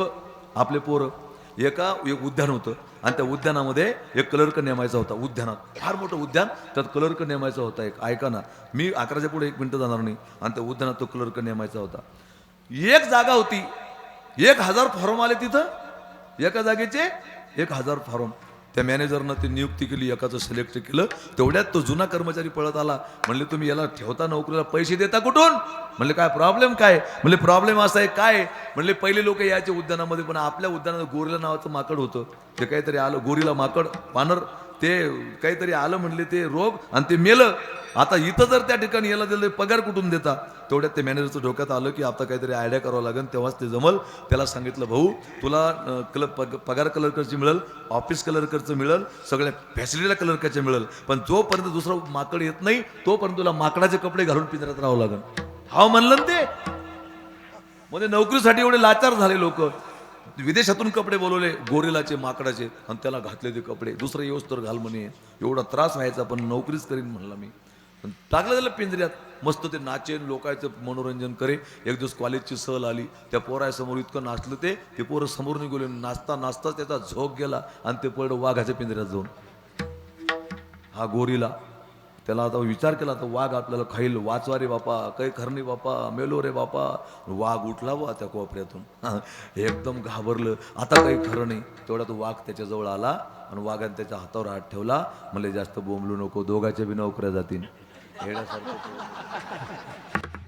तू पागल सारखं नको करू म्हणले. ही परिस्थिती झाली आपल्या लोकांची. म्हणून तुम्हाला सांगतो, जे काम हाताला येईल ते काम करा. तो परीसच आहे. कर्तव्य म्हणजे परीस आहे. विठाला आणि ते परीस आणि सोनं त्या ठिकाणी, परीस आणि लोखंड स्पर्श झाला, लोखंडाचं सोनं होतं. पण ज्या लोखंडाचं सोनं होतं ते सोनंच राहतं. ते परीस करू दुसऱ्याला सोनं करू शकत नाही. पण एक भरत महाराज जर त्या ठिकाणी मृदंग शिकले तर ते अनेक भरत महाराज त्या ठिकाणी निर्माण करू शकतात. ही ताकद संतांची त्या ठिकाणी आहे, संतांची आहे. पारसारू संतो में बडा अंतर जान, लोह परिस कंचन करे संत करे समान. माझा निरंतर जागवी काय हरकत नाही, चालतंय. माझा निरंतर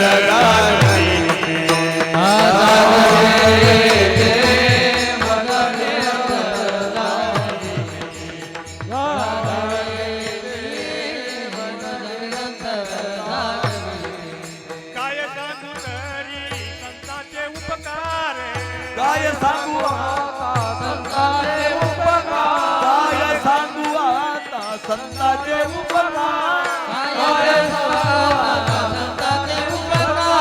माझा निरंतर जागविते जागविते, माझा निरंतर जागविते. काय सांगू आता संतांचे उपकार. येथे उपकारासाठी आले घरजा वैकुंठी. मग त्या परिसानं लोखंडाचं सोनं केलं, पण त्या सोनं झालं, त्याचं सोनं मर्यादित राहतं. पण एक संत दुसऱ्या संताला संत करू शकतो. आपण सारिके करते तात्काळ. हे त्यांचे उपकार आहे. म्हणून येते उपकारासाठी आता पटापट पुढे चालतो. 11:15 वाजले. आले खरजा वैकुंठी. संत कुठून आले? दादाने अगोदरच प्रमाण दिलं. आम्ही वैकुंठवासी. एक प्रसंग सांगतो आणि पटकन पुढे चालतो. जगद्गुरु तुकोबराय, ऐका ना, तुकोबराय वैकुंठातूनच आले होते. याला काय पुरावा आहे? ऐका सांगतो. तुकोबराय 3 डोंगर होते, भामचंद्र्या, घोराड्या आणि भंडाऱ्या. 3 डोंगरावर तुकोबराय भजन करायला जायचे आणि जिजाबाईनं भाकरी घेऊन जायच्या. शॉर्टकट मध्ये सांगतो तुम्हाला. जिजाबाई भाकरी घेऊन जायच्या महाराज तुकोबरायच्या जेवायला. आणि एक दिवस जिजाबाई डोंगरावर जात असताना जिजाबाईच्या पायात काटा मोडला. हे सगळ्याला माहिती आहे, पण पुढचं नाही माहित बऱ्याच जणायला. जिजाबाईच्या पायात काटा मोडला. काटा मोडल्याबरोबर टोपलं होतं डोक्यावर, भाकरी बांधलेली होती तुकोबरायासाठी आणि भांड होतं पाण्याचं. काटा मोडल्याबरोबर खाली पडले त्या ठिकाणी भांड आणि शिव्या द्यायला लागल्या. तुला काही लाज नाही देवा, माझ्या संसाराचं वाटोळं केलं. तेवढ्यामध्ये पायातून रक्त बाहेर येऊ लागलं. तेवढ्यात रडत होत्या जिजाबाई. तेवढ्यात पाठीमागून आवाज आला, आई आई काटा घुसला तुम्हाला, काटा मोडला. पाठीमागं फिरून पाहिलं, एक गुराखी आहे, सुंदरपैकी टोपी घातलेली आहे, डोक्यामध्ये सुंदरपैकी गंध लावलेला आहे, कानात छोटे छोटे कुंडले, खांद्यावर घोंगडी, हातामध्ये काठी आहे, पंचा नेसलेला आहे, इतकं सुंदर तेजस्वी मूर्ती आहे, बाळ रूप आहे. काय रे तुझं नाव? आई मी गाई चारतो. तुमचा आवाज ऐकला, आलो. तुमच्या पायात काटा मोडला ना, काटा काढू तुमचा? जिजाबाई बोलल्या, एवढी साग दिसतो तुला काटा काढता येतो? गुराखी बोलला, लय जणायचे काटे काढले मी, कंसाचा काढला, रावणाचा काढला. तुला काटा काय महाराज डोळ्यासमोर चित्र आणा ना, काय वातावरण असेल ना, जंगल असेल त्यावेळेस त्या डोंगरावर जिजाबाई त्या ठिकाणी बसलेले असेल आणि जगद्गुरु त्या ठिकाणी तुकोबरायाची पत्नी आणि काढा म्हणले. आणि काय भाव काढला ना संतांनी, भगवंत मोठा गुराकी नाही झाला, भगवंत लहान गुराकी झाला. लहान गुराकी का झाला माहिती आहे का? परमात्म्याने विचार केला, मी जर मोठा गुराकी झालो तर जिजाबाई पतिव्रता आहे, पायाला हात नाही लावू देणार, त्याच्यासाठी बाल रूप धारण करून दिलं की पायाला हात लावू देईल, त्याच्यासाठी लहान रूप धारण केलं. आणि माझा विश्वाचा नायक, ब्रह्मांडाचा नायक जिजाबाईच्या समोर बसला आणि आई दाखवा तुमचा पाय. आणि जिजाबाईनं तो आपला पाय परमात्म्याच्या हातात दिला. भगवंताने त्या पायाकडे पाहिलं, डोळ्यातलं पाणी भगवंताच्या टळकन बाहेर आलं नाही का. आणि आपल्या तोंडात बोट घालतोय परमात्मा आणि त्या पायाला लावतोय, थुंका लावतोय पायाला, पुन्हा तोंडात बोट घालतोय. जिजाबाई बोलतो, असं काय करतो रे, माझे पाय घाण आहेत.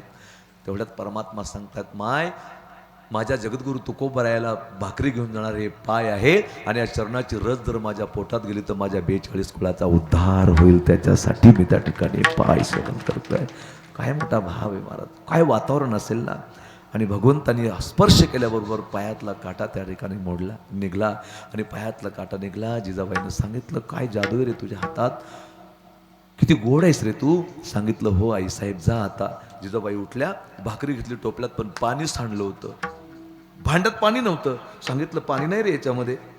कुठून पाणी आणतो, पुन्हा गावात जायचं. सांगितलं, आई आण इकडे, मी आणतो पाणी. कुठून पाणी आणतो तू? आणतो म्हणले मी पाणी, तुम्ही टेन्शन घेऊ नका माय. त्या गुराख्यानं ते पाण्याचं भांडं घेतलं आणि थोडा बाजूला गेला आणि नुसतं पाहिलं त्याच्याकडं. तिथं काय दुष्टीकडील वाकडी तर पाणी ब्रह्मांडाच्या उतरंडी. आणि चांगलं पाहिलं की सगळं अमृत करून टाकेल. लगेच त्या भांड्याकडे पाहिल्यावर ते भांडं भरलं पाण्यानं, भांडं भरलं, लगेच आणलं.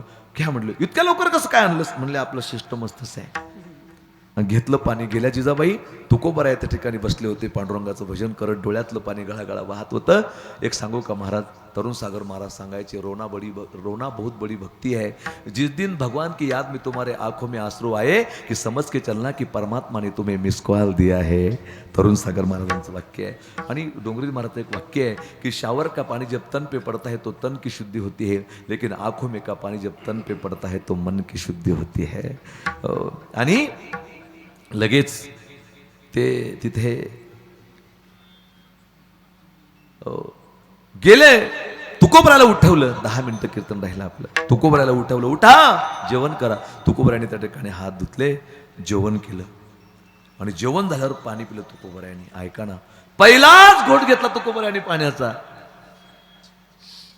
जिजाबाईकडे पाहू लागले. जिजाबाईने विचारलं, असे काय बघताय माझ्याकडे, मला कधी पाहिलं नाही का तुम्ही? सांगितलं, आवले तू आले कुठून? घरून आले. रस्त्यानं काही घडलं का?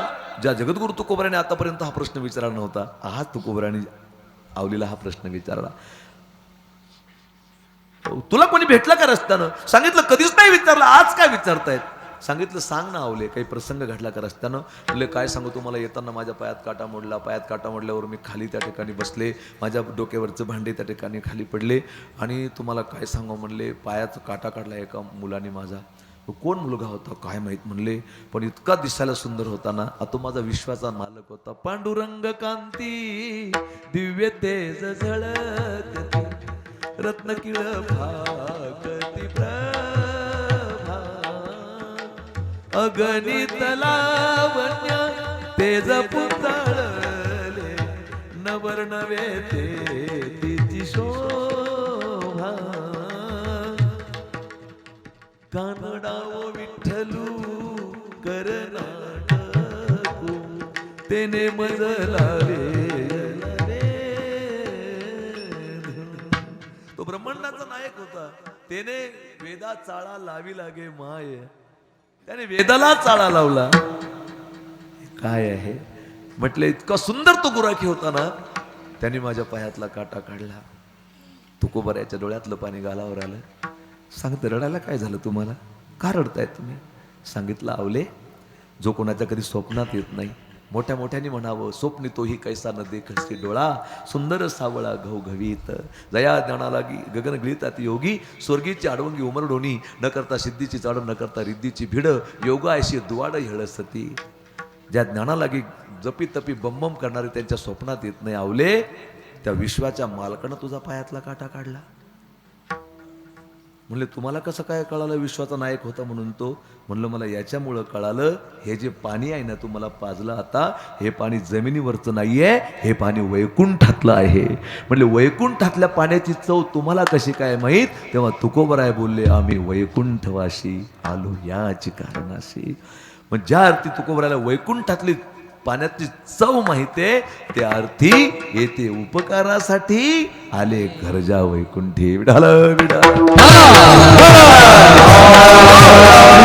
जीवन जगत असतानाची आचारसंहिता कशी असते? लटिके वचन नाही देही उदासीन. ते लटकं बोलत नाही, देहावर उदास असतात आणि त्यांची आचारसंहितेचं वागणं बोलणं कसं असं अभंगाचं शेवटचं. तुझे नाम गाऊ आता, तुझे रंगी नाचो थाथा. बाबा क्या बात आहे. किती वय बाबा तुमचं? 65.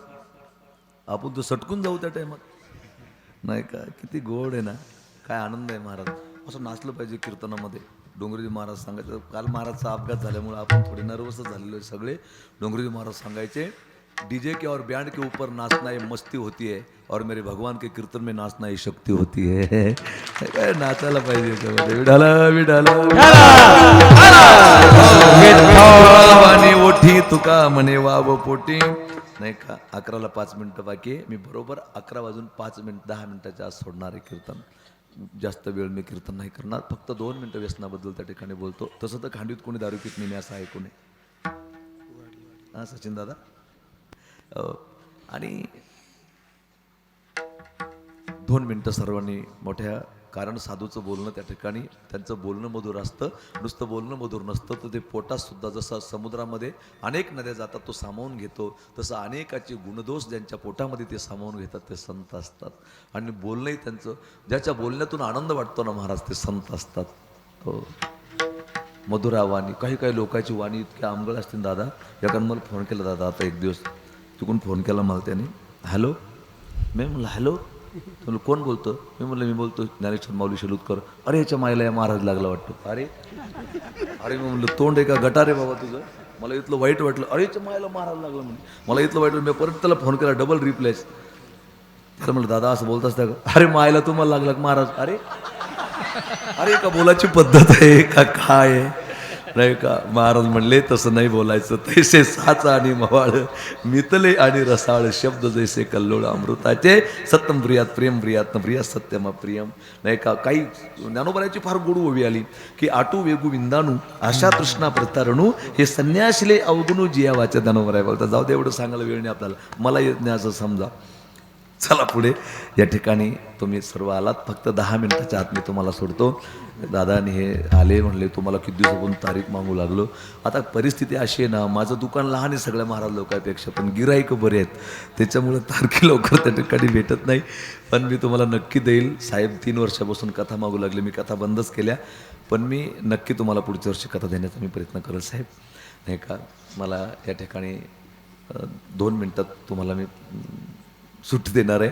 2 मिनिटं सर्वांनी मस्त गोड भजन करूया. हरे विठोबा रखुमाई, जय जय विठोबा रखुमाई, जय जय विठोबा रखुमाई. पुंडलिक वरदा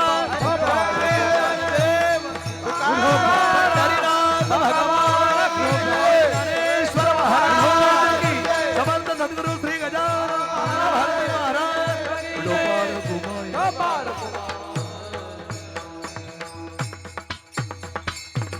धन्य ते संसारी दयावंत जे अंतरी येते उपकारासाठी आले घरजा वैकुंठे. मला जशी सेवा करता येईल तसा करण्याचा प्रयत्न केला. मायबापो जाताना एक शेवटचा संदेश देऊन जाईल तुम्हाला की कोणी व्यसन करत असेल नसेल मला माहीत नाही, परंतु त्या ठिकाणी जीवनामध्ये जर आनंद घ्यायचा असेल तर त्या ठिकाणी तुम्ही व्यसनमुक्त त्या ठिकाणी जीवन जगा. एवढा माझा शेवटचा संदेश त्या ठिकाणी तुम्हाला राहील. जसं ढोक महाराज वगैरे त्या ठिकाणी आईबद्दल त्या ठिकाणी बरीच महाराज मंडळी बोलते. मला हा छंद लागला महाराज की लोकांना व्यसनमुक्त करण्याचा. बाकी काही नाही, तो काही माझा धंदा नाही किंवा माझा व्यवसाय नाही आहे. पण या जगाला दारूमध्ये दारूसाठी कुठलंच त्या ठिकाणी औषध नाही आहे. आपलं मन परिवर्तन करणे, आपल्या लेकराबाळाचा विचार करणे. आज महाराज मला म्हणजे मी 28 वर्षापासून व्यसन मुक्तीचंच काम करतो, पण 1-1.5 वर्षापासून वैष्णव परिवार बौद्धिशे शिवभाई ट्रस्ट स्थापन करून त्या ट्रस्टच्या माध्यमातून नवचेतन व्यसनमुक्ती केंद्राची स्थापना त्या ठिकाणी केली आणि अनेक महाराष्ट्राच्या बाहेरून लोक आमच्याकडे दारू सोडायला येतात. आजही माझ्याकडं जवळजवळ 25-30 त्या ठिकाणी माणसं त्या ठिकाणी भरती आहेत आणि एवढी माणसं त्या ठिकाणी. आणि आम्हाला अपेक्षा नाही आहे की पूर्ण लोकांनी दारू सोडली पाहिजे, पण 30% जरी रिझल्ट आलं तरी खूप त्या ठिकाणी झालं. कारण या जगात दारूला कुठलं औषध नाही आहे, फक्त त्या ठिकाणी एखादा हादसा घरामध्ये झाला की मग माणूस त्या ठिकाणी दारू सोडतो. आणि दुर्दैव असे बरं का लकडे दादा की आत्तापर्यंत आमच्याकडे फक्त 4 मुस्लिम आले, 4च्या 4 मुस्लिम क्लिअर आहे नाही का. आणि आत्तापर्यंत जवळजवळ 100-150 बौद्ध समाजाची माणसं आली, त्यातले 90% माणसं क्लिअर आहे, 10% गेले. पण सगळ्यात जास्त लाजा सोडल्या असते ना महाराज दारू पियाच्या वाऱ्यामध्ये राजपूत समाजाने मराठा पाटील, याच्यापेक्षा दुर्दैव त्या ठिकाणी आपलं असू शकत नाही. लक्षात घ्या. माफी मागून बोलतो की तुमच्यातलाच एक पाटील आहे, पण सगळ्यात जास्त पाटील समाज बिघडला दारूमध्ये नाही का. लग्न असलं दारू, जास्त माल झाला दारू, माल उचकला टेन्शन आलं दारू, कशात बी दारू, सुखात बी दारू आणि दुखात बी दारू, ही परिस्थिती आहे. दारू सुटते महाराज, पण जेव्हा दारू सुटत नाही असं नाही, पण जेव्हा दारू सुटते ना तेव्हा वेळ निघून गेलेली असते. वेळेच्या आत त्या ठिकाणी माणसं सोडतात, पण तेव्हा वेळ निघून गेलेली असते. 2 मिनिटं तुमचे घेतो. 11ला 5 मिनिटं माझ्या घराळीमध्ये बाकी आहे, कारण मी 5 मिनिटं मागे करून घेतलेली आहे. आणि परिस्थिती अशी आहे दादा, मी जास्त वेळ तुमचा घेणार नाही, मला पण दूर जायचं आहे. कन्नड तालुक्याच्या बाउंड्रीवर एक गाव आहे महाराज आमच्याकडे, उंडणगाव नावाचं गाव आहे. ऐका ना, 2च मिनिटं तुमचे घेतो. त्या ठिकाणी एक माणूस राहत होता आणि इतका सुखाचा संसार, आनंदाचं वातावरण त्याचं, आणि एवढा सुखाचा संसार. माणसं दारू सोडतात पण तेव्हा वेळ निघून गेलेली असते. आणि सुंदरपैकी सोन्यासारखा संसार, आणि त्याला एक मुलगा आणि एक मुलगी, निकिता नावाची एक मुलगी आणि तो एक मुलगा त्या ठिकाणी सागर नावाचा, त्याला भैया भैया त्या ठिकाणी ते म्हणायचे. असा सोन्याचा संसार होता. मुलगी त्या ठिकाणी मोठी, मुलगा लहान, परंतु त्याला दारूचं व्यसन लागलं. 3-3.5 एकर जमीन होती, ती पूर्ण विकून टाकली. 5 मिनिटात मी तुम्हाला प्रसंग मांडणार आहे. 5 पूर्ण जमीन विकली, टोपलं टेकवायला जागा ठेवली नाही, आणि नुसता त्या ठिकाणी 24 तास दारू म्हणजे दारूशिवाय काहीच नाहीये. असं करता करता एकदम तब्येत त्या ठिकाणी वीक झाली.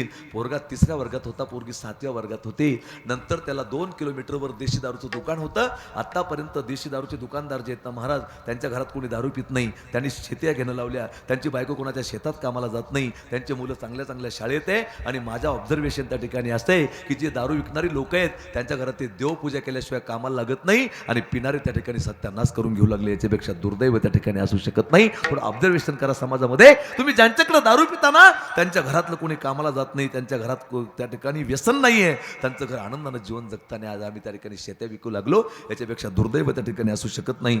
आणि त्यानं सगळं त्या ठिकाणी केलं. 2-2.5 किलोमीटरवर देशी दारूचं दुकान होतं, आणि ती निकिता नावाची मुलगी त्या ठिकाणी, तो भैया सागर नावाचा मुलगा. परिस्थिती अशी झाली की त्याला कळालं की आपल्याला दुकानापर्यंत आपण जाऊ शकत नाही. त्यानं एक दिवस त्या पोराला दुकानावर नेलं. म्हटले चाल माझ्याबरोबर. तो भैया गेलं. ते पोरगं म्हटले काय पप्पा, म्हटले त्या दुकानदाराला सांगितलं माझं पोरगं दररोज येत जाईल आणि दररोज त्याला 1 क्वार्टर देत जाय, कारण मला आता इतक्या दूर येणं होत नाही, माझं लिव्हर बहुतेक खराब झालं असेल, माझी तब्येत बरोबर राहत नाही, इतक्या दूर मी 2-2.5 किलोमीटर मी येऊ शकत नाही. त्या पोरानं सांगितलं पप्पा मी हे नाही करू शकत. काही असे मूर्ख बाप आहेत त्या ठिकाणी, मुलाला सांगतात बिड्या घेऊन ये, तंबाखू घेऊन ये, हे सिगरेट घेऊन ये, दारू घेऊन ये. लाजाने वाटत का काही की त्या लेकरावर काय संस्कार पडतील, त्याच्यावर काय त्या बालमनावर काय परिणाम होईल, याचा विचार कधी ती माणसं करत नाही. ही दुर्दैवाची बाब आहे. त्या पोरानं सांगितलं पप्पा मी आणू शकत नाही. असं म्हटल्याबरोबर त्यांनी पोराला 2-3 थोबाडीत मारल्या. त्या पोराचा नाविलाज झाला. आईनं सांगितलं बाळा जावं लागेल तुला, नाहीतर आपल्याला दररोज मार खावं लागेल. दररोज घरामध्ये धिंगाणा करायचा, मारायचा. त्या पोरानं दररोज जायचं आणि देशीची क्वार्टर त्या ठिकाणी घेऊन यायचं. त्याचं नावच पडलं दारूवाला. सगळे पोरं त्या ठिकाणी चिडवायचे, सगळे लेकरं त्याला चिडवायचे. दररोज तो जायचा. एक दिवस त्या ठिकाणी आईनं सांगितलं बाळा माझं काम थोडं राहिलेलं आहे शेतातलं, मी दिदीला कामाला घेऊन चालले, तू एकटाच शाळेमध्ये जा. सांगितलं मम्मी लवकर ये बरं घरी, तू नसली ना घरी तर मला करमत नाही त्या ठिकाणी. सांगितलं ठीक आहे बेटा. ती आई आणि ती लेक शेतात कामाला त्या ठिकाणी निघून गेले. पोरानं दप्तर घेतलं, पोरगं शाळेमध्ये गेलं. एकदम आभाळ भरून आलं होतं, पाऊस याची शक्यता होती. असं आभाळ भरून आलं होतं, पाऊस याची शक्यता आहे, काय करावं काही कळत नाही. तेवढ्यामध्ये शिक्षकांनी त्या ठिकाणी शाळा सोडून दिली आणि जे शेतातले कामाला जे गेलेल्या महिला होत्या त्या पण घरी आल्या. पाऊस जास्त येण्याची शक्यता शक्यता आहे म्हणून तेवढ्यात त्या पोराची आई आणि त्याची बहीण घरी आली. भैया अजून शाळेतून घरी आला नाही. बहीण त्या खिडकीतून पाहत होती की भैया का घरी येत नाही. शाळेतले पोरं घरी येऊ लागले. तेवढ्यामध्ये पोरगं विचार करत होता आज पाऊस याची शक्यता आहे. पप्पान जर दारू आणायला पाठवलं तर कसं होईल. पावसात आपण अडवल्या जाऊ. त्या ठिकाणी फार मोठा खडतर रस्ता आहे. तेवढ्यामध्ये पोरानं विचार केला. तेवढ्यात पोरगं घरी आला. आई आणि बहीण वाट पाहत होती. तेवढ्यात आईला पाहिल्याबरोबर पोरानं जवळचं दप्तर फेकून दिलं. पळत गेलं. आईला मिठी मारली. सांगितलं मम्मी आज मी दारू आणायला जात नाही. मला भूक लागली. आईच्या 2 चपात्या वरून आल्या होत्या सोबत. त्या ठिकाणी त्याच्यावर ठेचा होता. हिरव्या मिरच्याचा ठेचा. लोणचं होतं. एक सांगू का 5 स्टार हॉटेलमधलं जेवण एका बाजूला आहे. आणि जी भरलेली चपाती असते ना त्या लोणच्यानं आणि त्या ठेच्यानं त्याची सर त्या ठिकाणी कुठलीच हॉटेल करू शकत नाही. अशी वेगळी चव त्याची त्या ठिकाणी असते. आईनं सांगितलं बाळा हे आणलेलं आहे. तेवढ्या सांगितलं मम्मी मला भूक लागली. तेवढ्यात आईनं ते ठिकाणी ते सोडून दिलं आणि एक घास खाल्ला. तेवढ्यात बापाने आवाज दिला भैया पाऊस याची शक्यता आहे. क्वार्टर घेऊन ये. सांगितलं पप्पा आज नाही जाणार मी. असं म्हटल्यावर तो बाप पळत आला. त्या बापाने 2-3 थोबडीत मारल्या. भराभरा गाल सुजला. तेवढ्याच सांगितलं पप्पा एवढं खाऊ द्या नंतर जातो. सांगितलं नंतर का हरामखोरा जर तिकडे त्या ठिकाणी पाऊस आला तर काय करशील. मग रात्रभर झोप येणार नाही. दारूशिवाय मी झोपू शकत नाही. तेवढ्यामध्ये त्याच्या बहिणीने सांगितलं जाय रे भैया नाही तर पप्पा रात्रभर मारेल आपल्याला. ठीक आहे पप्पा जातो. बापाकडून पैसे घेतले आणि परत त्या ठिकाणी म्हणले 2-3 घास खातो पप्पा नंतर जातो. पुन्हा दुसऱ्या ताटावर बसला. निघ म्हणतो ना तुला.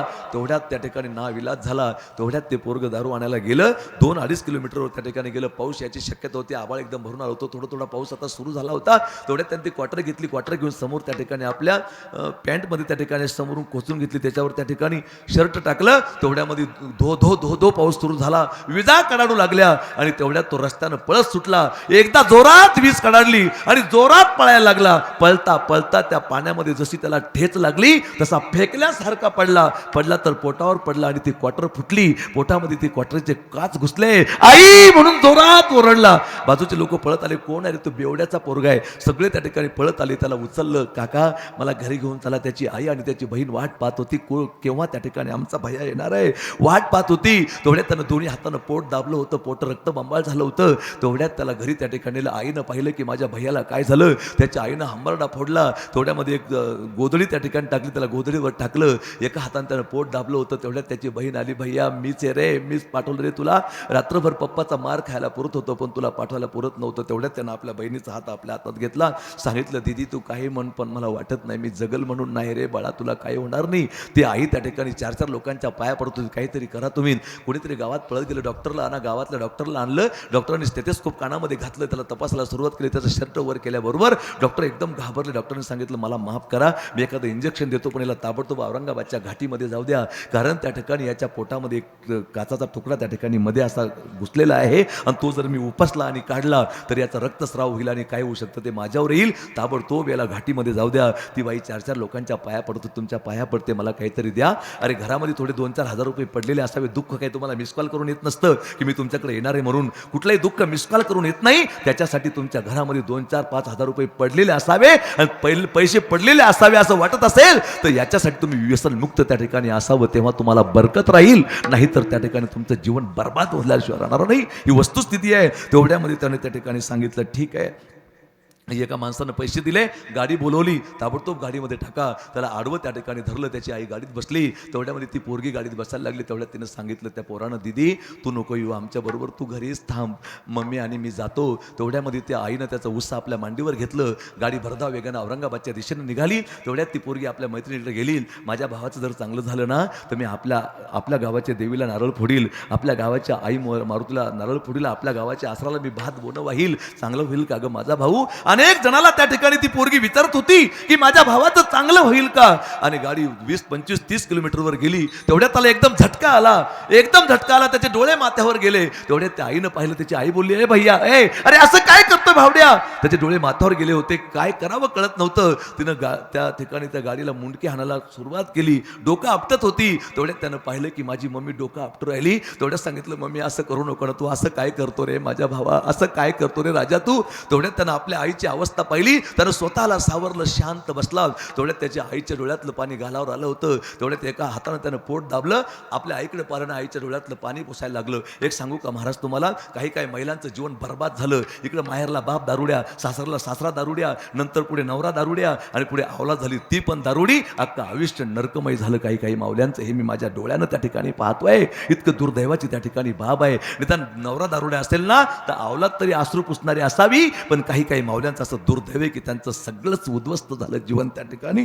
तेवढ्यात त्यांना आपल्या आईचे अश्रू पुसायला लागला. मम्मी रडू नको ना तू. आणि अश्रू पुसता पुसताच त्याचा हात एकदम खाली आला, स्तब्ध झाला तो हात. तेवढ्यामध्ये 2-4 किलोमीटरवर गाडी गेली पण त्याचं हालचाल बंद झाली होती. तेवढ्यात आईने विचारलं, भैया आता औरंगाबाद जवळ येते, ए ए अरे बघ ना माझ्याकडं, आत्ता बोलत होता, 1 नाही 2 नाही. तेवढ्यात त्याने ड्रायव्हरच्या खांद्याला हात लावला. दादा एकदा बघा ना माझं पोरगं असं काय करतंय, आत्तापर्यंत चांगलं होतं, एकदम त्या ठिकाणी हालचाल बंद झाली. तेवढ्यामध्ये त्यांनी त्या ठिकाणी बोलवलं. तो ड्रायव्हर पाठीमागणं आला, त्यांनी डोळे ताणून पाहिले त्याचे. तेवढ्यात त्याच्या लक्षात आला प्रकार. तेवढ्यात त्यानं गाडीचा रिवाज गिअर टाकला. सांगितलं, ताई रडू नका तुम्ही, तुमच्या पोरानं जगाचा निरोप घेतलाय, तुमचं पोरगं जगाच्या पार गेलेलं आहे. आपण दवाखान्यात गेलो, पोस्टमॉर्टम वगैरे त्या ठिकाणी होईल. परत त्यानं गाडी मागं परतवली. तेवढ्यात ते बाई जोरात ओरडली, भैया म्हणून ओरडली. आता काच पोटात गेला काय बाहेर राहिला काय, त्याला कळ करून मिठी मारली. एकदा बोलणारे माझ्याशी माझ्या वाघा. आता घरी गेल्यानंतर त्या ठिकाणी दिदी विचारल तिला, काय सांगू रे मी, ती विचारल तेव्हा काहीच बोलत नव्हतं कोणी कोणाशी. त्या ठिकाणी गाडीमध्ये ती ड्रायव्हर तिच्याशी बोले ना, तो तिच्याशी बोले ना, शांत वातावरण झालं होतं. गाडी परत त्या ठिकाणी मागं आली. ती पोरगी त्या ठिकाणी 4-4 मुलीला सांगत होती, माझ्या बहीण माझ्या भावाचं चांगलं होईल का गं. संध्याकाळची वेळ, संध्याकाळ झाली होती. गाडी त्या ठिकाणी घरी आली. यानं कुठून तरी दारू मागितली होती. हा दारू पिऊन चूर झाला होता. तेवढ्यामध्ये गाडी त्या ठिकाणी आली. दरवाजात गाडी उभी राहिली. तेवढ्यात हा नराधम बाहेर आला. सांगितलं, निघला वाटतं काच. तेवढ्यात ती बोलली, काच नाही निघला रे, त्याच्या कुडीतला प्राणच निघला, मेल्या तुझ्या दारूमुळे सत्यानाश झाला. तेवढ्यात त्याचं प्रेत खाली घेतल्याबरोबर ते सुजलेला गाल त्या बापाने पाहिला. एका मिनिटात त्याची दारू उतरली. त्यातला बाप जागा झाला. ए भैया बोलणार रे माझ्याशी, आता कधीच त्या ठिकाणी असं करणार नाही रे मी, पण आता एकदा बोल. पण आता वेळ निघून गेली होती. त्या पोरीला कोणतरी सांगितलं, तुझा भाऊ घरी आणला. माझा भाऊ घरी आणला, नक्कीच माझ्या भावाच्या पोटातला काच निघाला असेल. पळत आली ती पोरगी, गर्दी झाली होती. त्या गर्दीतून मध्ये घुसली. आईला विचारलं, मम्मी भैया कुठे ग, काय झालं त्याचं. सांगितलं, बाळा तो तिथं पडलाय. तेवढ्यात ती पोरगी एकदम खाली बसली आणि आपल्या भावाच्या तोंडावरून हात फिरवला. ए भावड्या बोलणारे माझ्याशी एकदा. ए मी दिदी ना रे तुझी. मम्मी स्वयंपाक करायची, आपण दोन्ही बहीण भाऊ त्या ठिकाणी खेळायचो. उद्यापासून त्या ठिकाणी कोणाबरोबर खेळू रे मी, सांग ना मला. तर तो बोलत नव्हता. बहिणीची माया वेगळी होती. एक सांगू का महाराज तुम्हाला, बहीण भावाचं प्रेम वेगळं असतं. म्हणून तर ज्ञानराजाला मुक्ताईनं ताटे उघडायला भाग पडलं. ज्ञानदादा असं मधी बसून नाही जमणार आहे, नाही का. योगी पावन मनाचा, साई अपराध जनाचा, विश्व रागे झाले वन्नी संती सुके व्हावे पाणी. ज्ञानदादा तुम्ही ताटी त्या ठिकाणी उघडा. एवढा मोठे ज्ञानोबर आहे, पण त्यांना मुक्ताईने त्या ठिकाणी मजबूर केलं. हे बहीण भावाचं नातं त्या ठिकाणी असतं. तेवढ्यामध्ये ती बहीण रडत होती. काय करावं काही कळत नव्हतं. आई त्या ठिकाणी रडत होती. आई काय करावं कळत नव्हतं. आणि शेवटी त्याचं प्राणोत्क्रमण झालं. त्याला 4 चौघांत त्याचा अंत्यविधी त्या ठिकाणी झाला. एकुलता एक असणारा मुलगा त्या ठिकाणी गतप्राण झाला. हे सगळा सत्यानाश झाला केवळ आणि केवळ दारूमुळे. आणि त्या मुलीची जी आई होती ना महाराज, तिने धसका खाला, तिला अटॅक आला, ती पण मरून गेली. ती एकटीच मुलगी त्या ठिकाणी राहिली. या जगातलं सगळं जाऊ पण माय कुणाची जाऊ नये. कुणीतरी म्हटलंय, आई म्हणजे काय असते, आई दुधावरची साय असते. आई म्हणजे काय असते, आई वासराची गाय असते. आई म्हणजे काय असते, आई लंगड्याचा पाय असते. आई म्हणजे काय असते, आई संतांची वाणी असते. आई म्हणजे काय असते, गंगेचं खळखळणारं पाणी असते. आई म्हणजे काय असते, आई एक मंदिराचा कळस असते. आई म्हणजे काय असते, आई अंगणातली तुळस असते. आई असतं एक नाव असतं, घरातल्या घरात गजबजलेलं घोडा असतं, एक गाव असतं. आई असते जीवनाची शिदोरी, जोपर्यंत आहे तोपर्यंत कळत नाही आणि एकदा गेली की आयुष्यात कधीच मिळत नाही. तिचं नाव माय आहे, तिचं नाव आई आहे. बायको पण अटॅक येऊन मेली आणि यानं त्या ठिकाणी धसका घेतला. त्यानं सगळ्या गावाला समोर केलं. म्हणले, दादा दारूमुळे माझ्या परिवाराचा सत्यानाश झाला, मी इथून पुढे दारू पिणार नाही. आता उपयोगी काही, आता काही उपयोग नाही, माझा वेळ निघून गेलेली आहे. म्हणून तुम्हाला जाताना एक शेवटचा संदेश देऊन जातो. माझ्या मायबापांनो, कोणी जर पित असेल तर त्याला सोडून द्या. या जगात लाखो रुपये खर्च केले, तुमची दारू नाही सुटणार आहे. पण तुमच्या लेकरा बाळाचा, तुमच्या परिवाराचा विचार करा. आपल्या परिवाराला आपल्याशिवाय कोणी नाही बरं, या जगात कोणी कोणाचं नाही आहे त्या ठिकाणी. पण ज्या परिवारात आपण राहतो ना, त्या परिवाराचं आपण भान ठेवलं पाहिजे. मला या ठिकाणी बोलावलं, माझ्याकडून बोलताना काही चुकलं असेल तो माझ्या बुद्धीचा दोष आहे. जे बरोबर असेल ते सद्गुरू गजानन महाराजांची कृपा. खरं तर दादांची रामकथा या ठिकाणी आहे. मला एक आनंद वाटला विशेष की दादाही रामकथा करतात, यात मला खूप आनंद वाटला त्या ठिकाणी. आणि भरत महाराज ही सगळी मंडळी नाही का. माझं भरत महाराजाकडे काही मागणं नाही आहे, फक्त माझी एकच इच्छा आहे की भरत महाराजांनी एकदा इथं या आणि मला त्या माझ्या मतानं त्यांच्या पाया पडू द्यावं अशी माझी प्रमाणितपणा. मी अजून कोणाच्या पाया नाही पडलो कोण्या गुणवानाच्या, पण त्यांच्या निराभिमानी वृत्तीला माझा सलाम आहे, खऱ्या अर्थानं माझा प्रणाम आहे, नाही का. म्हणजे माऊलीचं भजन करून घेऊ आपण, चाल झाली असं आपण समजून घेऊ. आणि मला फक्त भक्त बोते गण गण गणात बोते गण गण गणात बोते गण गण गणात गण गण गणात गण गण गणात गण गण गणात बोते गण गण गणात गण गण गणात गण गण गणात गण गण गण गण गणात बोते गण गण गणात बोते गण गण गणात बोते अनंत कोटी ब्रह्मांड नायक महाराजाधिराज योगीराज परब्रह्म सच्चिदानंद भक्त प्रतिपालक शेगाव निवासी समर्थ सद्गुरु श्री गजानन महाराज की जय. ज्ञानेश्वर माऊली ज्ञानराज माऊली ज्ञानेश्वर माऊली ज्ञानराज माऊली विठ्ठल जय जय विठ्ठल बोलिलेले पुढे वेळे वागुळे उत्तरे नाही विचारिला भिकार करा तुका म्हणे ज्ञानेश्वरा राखा पाया पै करा